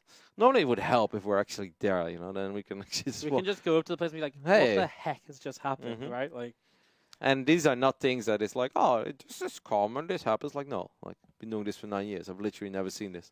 This would just be the first tournament that randomly is like, hey, you're not allowed to use this in-game mechanic. It's just, that's also not written in the rulebook, but... This is like StarCraft history, literally. Yeah. In the modern day. Don't know if it's good or bad, but... Yeah, I mean, we're getting ready for Game 4, guys. Let's go ahead and talk about StarCraft again. We've still got our grand finals coming up. It is going to be so freaking amazing later today. Innovation versus Serral. There's a lot on the line there. Not just money, but a lot of very prestigious titles as well. But we'll talk about that for now, Waddy. I believe that our Terran player, just like in Game 3, is once again... This is actually the ultimate mind game, isn't it? It's like, okay. Oh my god. But Scarlet might still commit to hatch first. It's going to be so close. The drone is heading to the low ground. Waddy, hold my hand. Are we going to see a hatch? I don't know. Here we are. But Yes, the hatch goes down. But now she can pull drones, maybe. But yeah, that is yeah, that's happening. That is happening. I mean, it's a very fast scout, right? It's like as fast as you could see it. But the barracks are really well pushed up against the wall. Exactly. There's a lot of moments where these drones... This is actually a bit risky, right? Like, obviously, if Scarlet does get good surface area on these SCVs, which so far seems to be the case, by the way. No! Wow, that's a triple hit. That is so much damage. So, obviously, excellent decision by Scarlet. Oh, my God. Okay. That one SCV staying in the corner is absolutely saving Maru's tournament at the moment. Yep. Yeah. It actually saves the tournament. Imagine if it's... Okay, well, it is going to go down there in the end. But that's still quite a bit of mining time lost for Scarlet. Of course, this was worth it, guys. Don't get me wrong. But this could have backfired in a very big way as well, right? Yeah, no, I mean, if you don't get anything out of this, if you don't delay the second rack somehow, that becomes a big issue. Maru is still going to go and finish the second racks, by the way. Okay, he pulls the SCV. The SCV is like right there as the Marine pops. I'm like, okay, the Marine will protect and he'll finish it up. But no, decides to send the SCV back home. And he actually builds a Reaper after the first Marine. Obviously, with double racks, you get your gas up pretty quick. So he's just got the gas going, starts to expand. I mean, Scarlet makes a few links to deal with this, but in general should be kind of okay and still in a bit of a lead to continue because, I mean, racks on the map is never really that great in TVZ. I mean, last game, the start didn't really work out in a great way for Maru either. Maru did turn it around. But of course, you can say that maybe Scarlet got a little overeager. Maybe Scarlet just thought that the game was 100% done. And this kind of went for the good old in-your-face Nidus. But the Niduses, you can attack them these days. And they're not very vulnerable to workers. But they're pretty vulnerable to a bunch of Marines and a tank right next to it. So we'll see how Scarlet plays it out this time. But you got to be happy with this start if you're Scarlet once again. Yeah, a couple of Queens on the way up. A few Lings going to arrive, and there's only one Marine at home. So these Lings are going to delay the command center for a little bit. I mean, that's just damage on top of damage at the moment as we see the two Lings up the ramp, and actually no full wall off. So SCVs have to be pulled off the line to deal with this, and that means mining time is being lost from Maru as well. And this is all just, these are all just things which he doesn't really want to have happen. And I mean, Scarlet, again, definitely having some advantages here early in the game. And she is going to chase down another SCV. Those Lings still alive. Finally will be cleaned up by the Reaper and the Marine. No SCVs lost, but again, good delay on mining and building. Link still just chilling, running around. The double gas is a fall. Whoa. Okay. What? Okay, Scarlet's going up to 3 bases as well. We'll see where Maru takes this. Link showing up, but not quite in time to delay the CC any further. Whoa. No, only just though. Feels like the Greats always had that CC finished up, and then you and I as ordinary Terran pleb. For me, the wrapping paper will always still be on. I'm like, come on. Then you send one more SCV down and the Lynx is still there. He goes down. Yep, somehow gets body blocked. Hey, that's a pretty quick armory by Maru. Yeah, real fast Hellbat attack setting up right now. Maybe Medevac to support it. Yeah, maybe like 4 Hellions in the natural and then some drops in the main as well. Definitely a possibility with that Medevac mobility. Rotron starts up from Scarlet. That's the right building for sure. Absolutely. No better way to deal with Hellbats. That's one hell of a scout for Scarlet here. It feels like everything is going well. Yeah. It's like, can anything else go wrong for Maru? And yeah. This is apparently insane. It can. I know this is a relatively short game. Unless Scarlet goes for another crazy... I mean, I don't think that's necessarily the case. This night, this layer is a little bit later than we saw previously. There's a lot of extra drones on the way as well. I mean, Maru's got his work cut out for him. I know maybe the numbers don't look that bad, right? You're like 10, 11 workers down. We're like, well, I've seen crazier comebacks from Maru. Oh, absolutely, guys. I think we all have.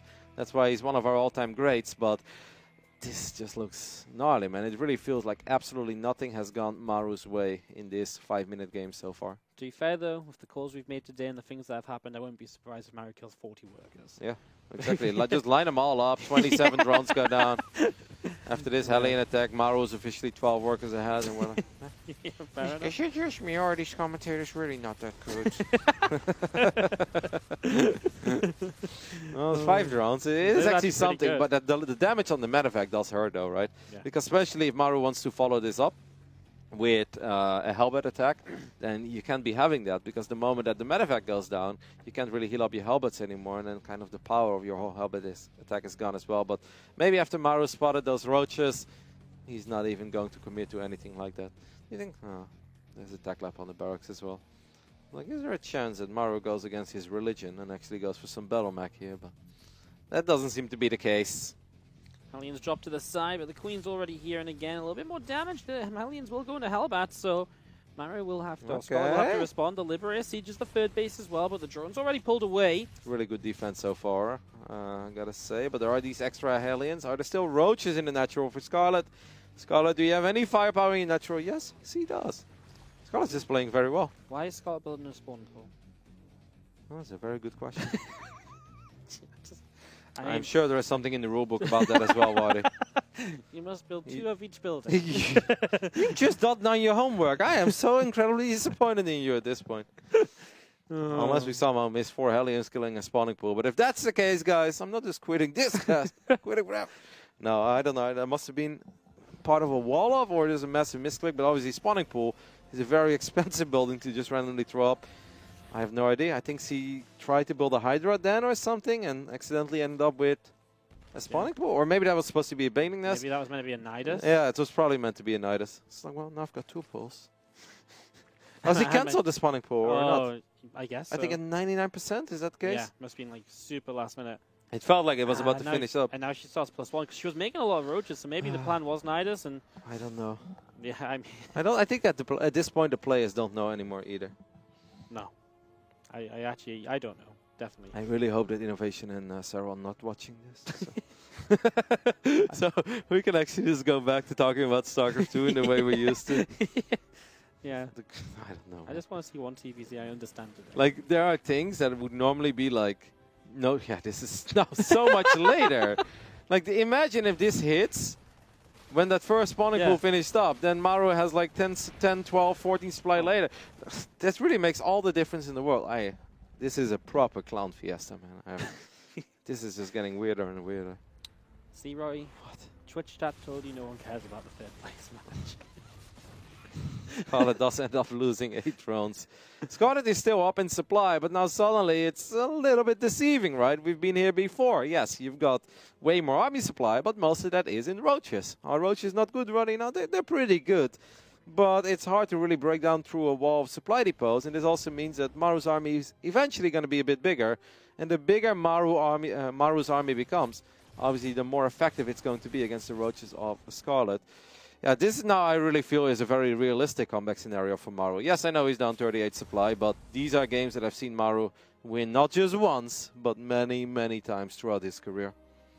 Absolutely. I'd even go as far to say that maybe I like his position, because he's Maru. I mean, 9 workers down, he's got an army to defend with, right? And I think that's the important part, right? He's got the units to not let Scarlet kill him and right here. It's a 3-base Zerg. I mean, I think there's even some elite Terran fans out there that would be like, come back, this is not a comeback. Maru's already won this game. And I'm like, well.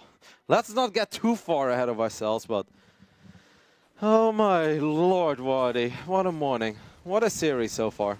It's too early for this, man. Yeah. It's we are, of course, not in China, as a lot of you guys are aware. Some people are not aware of this yet, but for us, our call time was roughly 7 a.m.-ish, so that's when we made our way over to the studio.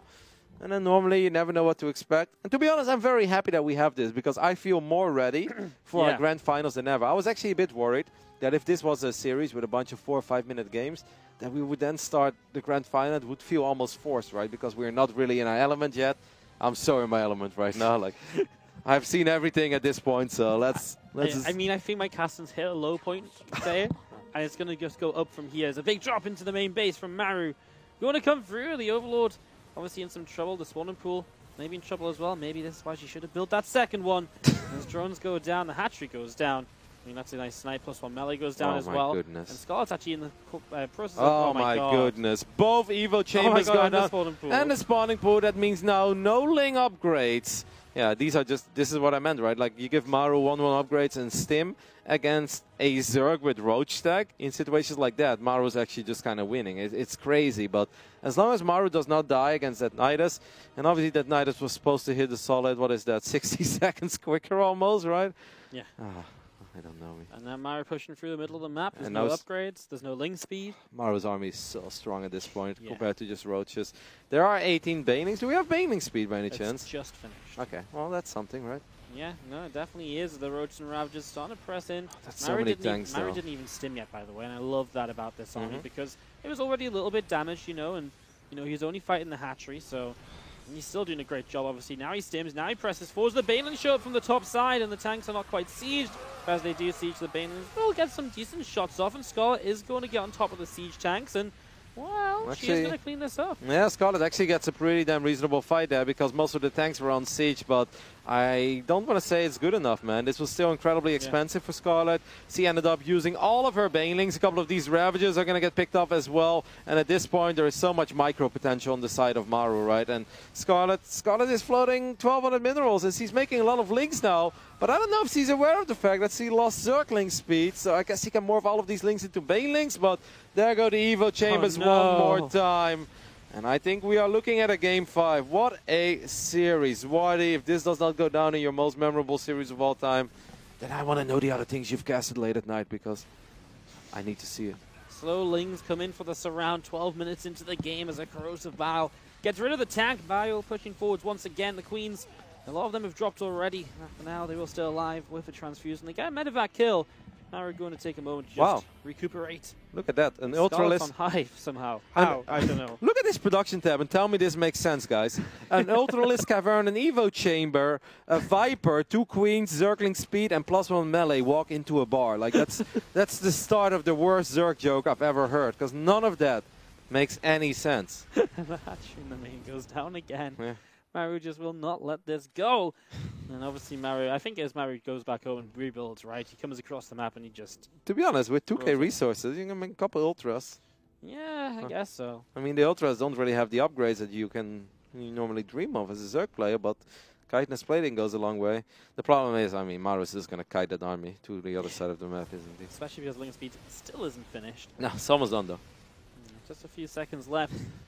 Link Speed and Chitinous Plating finishing off close to each other. Like, just another game, guys. This is my Ling Speed Ultra timing. It's like, you guys are not aware. I've just built, jeez Louise. You guys are professional. More corrosive balls are trying to connect with these bio units, but once again, the micro potential is massive here for Maru, and I'm afraid that Scarlet, I mean, that Ultra is not going to have Chitinous yet. Maru is going to be aware of that because it gets picked up immediately. And in another pretty remarkable game, Maru now sends us to Game 5 with, well, still plenty to fight for. $10,000 difference between third and fourth. What a game. Started off with a proxy barracks, gets scouted immediately despite hatch first. One barracks does not go up. Scarlet has a dream start. He delays the command center, gets the Reaper, gets a perfect scout off in the main base, gets another SCV, barely takes any damage from the Hellions, and then Scarlet tries to go for a Night is all in with a second spawning pool. Yeah. You can't make this up. Like, I'm actually kind of losing it today, Waddy. I have the feeling that this is like one of... Sometimes, I don't know if this happens to you as well, but I've got a lot of casted dreams, right? Like where either you miss an entire broadcast or you just had the worst cast of all time, or you're casting StarCraft and it suddenly turns into a real-life game. And like, weird stuff like that happens. At this point, I'm wondering... Have we woken up yet? Yes. Is this one of these weird dreams that I've been having this week over here in Kiev? But I believe it's not the case. I believe we're actually live. I have Twitch chat coming in, so... Unless my brain fabricates Twitch chat too. There is a chance that that's the case. Oh, well, it's been a fun series, that's for sure. It's been different.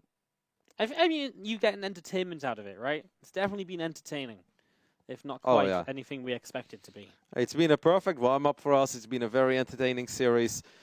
And this leaves plenty to talk about. And I think in the end of the day, right, it doesn't always have to be flawless StarCraft. It doesn't always have to be perfect. I think as long as it gives people something to talk about, something to get excited over, I will often walk away with a smile on my face. Now, that doesn't take away some of the fact or that we have seen some very odd things, especially, of course, in that Game 1. But I'm sure we haven't heard the last about that game yet. For now, let's focus on this. The rubber match here in the third place decider for WESG. Last year it was Settle walking away with the bronze medal. This year it's either going to be our Canadian Zerg, Scarlet, or the blue Terran from Korea, Maru, in the top right. Did you know, fun fact, that Maru has never finished outside of the top 3 at a WSG event. Never finished outside the top 2 before today. Well, he did today, though. So. Oh, yeah. We're still just keeping the dream alive. I know, like I mean, that would actually be a perfect addition to his trophy case, no? First, second, and third. Yeah. Yeah, get all the colors. Yeah, exactly. I mean, like sometimes, right? You look at these athletes where they win medals all the time, like ice skating or something, right? And I was like, man, if I would have like, let's say I have 5 golds, right, and I have like 8 silvers, but I've never taken a bronze medal, then at one point I would rather have like my first bronze medal than my 9th silver medal. I know that's very weird, but in a way that would just be slightly more satisfying to me. Yeah, I guess. I can imagine it. I've always been a fan of collecting things. All the trading card games when I was young, Wardy. Yeah. All right, what are we expecting on Automaton? I don't want to make any predictions. Are you afraid now? I don't have any faith in myself after this series. I don't know. I mean, obviously, it's a bit of a larger map. What is this game? Yeah. I mean, it's a bit of a larger map, so there's a lot of potential for what this could be. Obviously, Maru not going to open with a proxy, which I can totally get behind. Yeah, on this map. I mean, and also the last 2 maps of proxy has not gone well for him in the early stages. Well, you say that, but those are the 2 maps that he's won. I feel like that's a real Maru trademark as well, right? Yeah. I think he did it in GSL vs. the World against Sue back then too. It's just like, you start off, your tournament life is on the line, or like you're at match point, at least your opponent has match point over you. And the most Maru thing to do is to open up with a filled proxy and still win. I feel like if that's not a Maru trademark, nothing is a Maru trademark, right? Maru is so good at failing proxies and winning games, but when it comes to these regular openings, he's been struggling a bit. Yeah, no, definitely. Third hatch from Scarlet nice and quickly. It looks, I mean, this is the most standard open we've had for... I mean, we laugh about it, but how remarkable is it that Maru is able to win so many of these odd games? And of course you can say, like, well, the timings are off, but yeah, they're off in a very negative way for Maru. Yeah. Like, you can't really spin that in a right way. Now, of course, if the proxies do damage, then it totally makes sense. But, like, these last 2 games, nobody's going to tell me that Maru won that because of the proxy. Now, of course, you can say, well, Scarlet only tried to Nidus because of that proxy. Yes, that is absolutely the case, but I think that first Nidus on Neo Repugnancy absolutely could have worked if she would have put it in the corner. Yeah. I think she just expected Maru to have 0 units or something. And then in that previous game, I mean, yeah, we saw a second spawning pool 7 minutes into the game. A little bit of overconfidence here and there, maybe. A few mistakes. A little bit shaky as we do see the Reaper at the front. A couple of Hellions on the way out from Maru as well. Starport about to finish, so we'll get a good idea of where this game is heading very shortly from Maru. We haven't really seen like super aggressive openings from Maru. Like, we saw the Armory, but we never saw the Hellbats actually come out of it. This is going to be a medevac, so it does create that opportunity for those Hellion drops. And that is sort of the thing where, you know, sometimes you do see the Armory added onto this, so possibility. And the Barracks not staying on the Tech Lab, so it looks like we'll have a Cloak Banshee follow-up to this as well. Yep. I mean, I do love this map. It's just one of the bigger maps that we currently have in our map pool. I think in general we that's a lot. That's a reasonable amount of Zerglings for Scarlet, isn't it? Yeah, it's quite a few for this phase in the game. Now, of course, Scarlet does have 36 drones at this point, so if there is ever a nice moment to make some links, I would say it's right when you get those first 2 bases saturated. There is an Armory once again with the Liberator. I mean, Maru in general walled off somewhat late, right? So maybe Scarlet can squeeze away, let's say, 8 of her Zerglings and send those Zerglings into the natural of Maru. I think that could be somewhat successful, but she's quite far out of position to actually deal with this initial Hellion drop. Uh-oh. Yeah. Line them up! Coming straight in. Oh my goodness, that's a really good start for Maru. Fantastic. Couple of Lings as well. Now he lifts up and backs away, and obviously the less there is to help defend against the Hellbats, the worse this is going to be. And honestly, I just love the idea of some Hellbats on the third and Hellbats in the main right now, because I feel that's really hard to deal with when you've only got Queens. But to be honest, having all 8 together and having the Liberator join in the mix as well, I mean, yeah, it's pretty much the Queens, right? That's what it is. I mean, obviously the Queens are going to have to work on their... woo, that's a lot of damage on this first Hellbat, but good save there by Maru. We've got a little bit of picture-in-picture coming in as well. I must say this main base didn't really work out for Maru at this point. Excellent defense with the Queens by Scarlet, but let's see how the other fight goes. Scarlet actually having enough Queens and Lings here as well, so despite the fact that this didn't start off... Ooh, Maru! Oh, that Liberator does turn around in time. Okay, well, good defense from Scarlet. Excellent, man. Look at her drone count now as well, by the way. It's like 5 more drones join in. She's got a huge lead. No, phenomenal. That started in a really bad way for her, because that very first Hellion drop, getting 6 drones like that and a little bit of lost mining time, that's where you're like, oh my goodness, this is disaster for Scarlet. But After that, I think C did almost everything perfect. What did he lose there? 13 links against 5 Hellbats? Are you kidding me? That's a phenomenal trade. Really solid stuff, as now with the Lair coming up and the Banelin S finishing, we also have an Evolution Chamber too, so we can go into 1-1 upgrades, and Scarlet in general can just set up into a nice follow-up and has a huge upgrade lead, but this is a lot of Hellbats about to strike. I actually kind of like this by Maru. Maru keeps that Liberator around in the main base. I don't know if it's still alive at this point or not, but that Liberator is basically keeping the Queens there. And because all the Queens were in the main, now there's no Liberator over here on the south side. Now these Hellbats should get a little bit of damage done. Lings do spawn, but those Lings are just not going to be enough. And yeah, if Scarlet is relying on nothing but these 4 or 5 Queens to kill these 6 Hellbats, that's going to take a little while, Wardy. No, it really isn't. The drones! Oh my god, he actually turned onto the Queen still. Well, I mean, the Queen's still going down. Yeah, there's a full energy Queens as well. Oh man, it started so good for Scarlet, but suddenly Scarlet in a little bit of trouble. Does get this around, but almost all these Zerglings go down as well. And that's kind of a shame, right? Because the Zergling numbers need to snowball for Scarlet if she's playing this double Evo style. And it felt like she had so many advantages as well, right? The drone count, the faster upgrades. And now that's definitely fallen away a little bit. For example, now the Baneless is finished and she hasn't started Bane speed despite the Lair. Wow. She's just being slowed down quite a bit, and even more Hellions. How often do you see that? Yeah, very rarely, because building more Hellions at this stage really soaks up a lot of minerals. So your barracks are much later, so the bio play is a lot slower. Scarlet still is squeezing out that many drones, and she's still at 75, so that's absolutely an economy that Scarlet can work with. She's getting her own Hydra then now as well, and with those double Evos and Baneling speed on the way, I don't hate this for Scarlet. Like that last defense obviously was a little more painful than the one before, but I can absolutely kind of feel her position, as long as he doesn't lose the hatchery. Whoa, Hellbats actually have quite a bit of damage, right, on buildings. Yeah, they actually might have this, just because, I mean, what is there to stop them? Like a couple Queens and Lings again. Hatchery goes down. And that's a big one for Maru. That's kind of like one of those cancels that came out of nowhere, right? You don't even really expect that as a Terran player. Libera ended up getting that Overseer as well. Spire on the way from Scarlet after a Hydra Den as well. Yeah, I know. And this is... Scarlet is playing an incredibly expensive style here. You look at the double Evo, you get the Baneling upgrades, and it's only 3 bases at this point. Hydra Den is a relatively expensive building. She's made a lot of Zerglings at this point, and now also getting a Spire. I'm a bit confused, but I actually feel that Hydras would do phenomenal here. Yeah, especially defensively, right, at least. Yeah. Did the Hydra Den even finish? Did she cancel it? She's getting nothing at all out of it, so just Ling Bane to defend at the moment. A couple of Widow Mines set up. The first Widow Mine is going to get a few Banelings. I don't think Scarlet expected these mines already. And now once again, this forward base is going to take quite a bit of damage. She's also expanding next to her main. Banelings roll forward. Excellent splits by Maru so far. Oh my goodness. God, Maru, welcome. Absolute masterclass here. As now he's not going to have too many Marines left, and yet still will get a couple of splits off. And misclick. Yeah. Still every Bane on the front there goes down. Yeah, no, that was obviously still beautiful play. At the same time, there was a Liberator going into the main base as well. There are 3 Mutas on the way. We've still not seen a single Hydra being produced, so maybe Scarlet did cancel that. Yeah, I don't know. That was a really successful push for Maru, right? Because these are normally the kind of pushes, especially on the larger maps, where I feel as a Zerg player, if you had a somewhat decent start, you don't want to just defend here. No, you want to smash those pushes, right? It's just a wave of Lings and Banes rolling forward. Drilling Claws on the way, by the way. I love that. I think it's an excellent upgrade, especially for a map like this.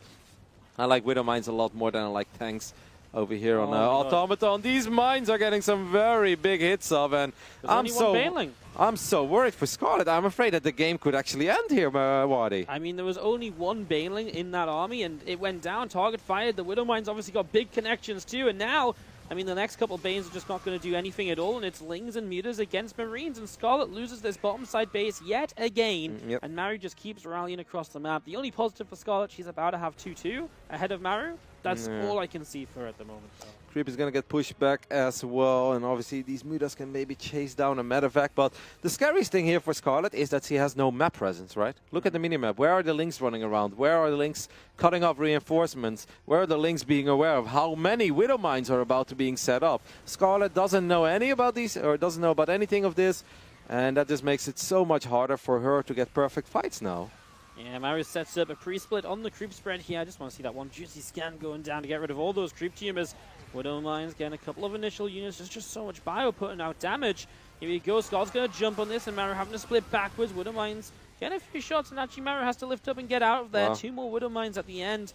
Scarlet is still down on supply, which isn't pretty. As actually extra units come in, Maru's going to turn around and fight it. Widow Mines with drilling claws, but we're nice and fast. Yeah, and a little bit of friendly fight there as well. I mean, that looked good for Scarlet, but I think that was a little bit deceptive as well, because most of the Marines did survive. The Medivacs got out of there, even though some of them are very low in HP. But once again, these are fights where Zerg is not supposed to just barely survive. No, you kind of want to smash these Terran attacks over and over again, and at the same time have Banelings running into the natural. Scarlet's going to try one more time.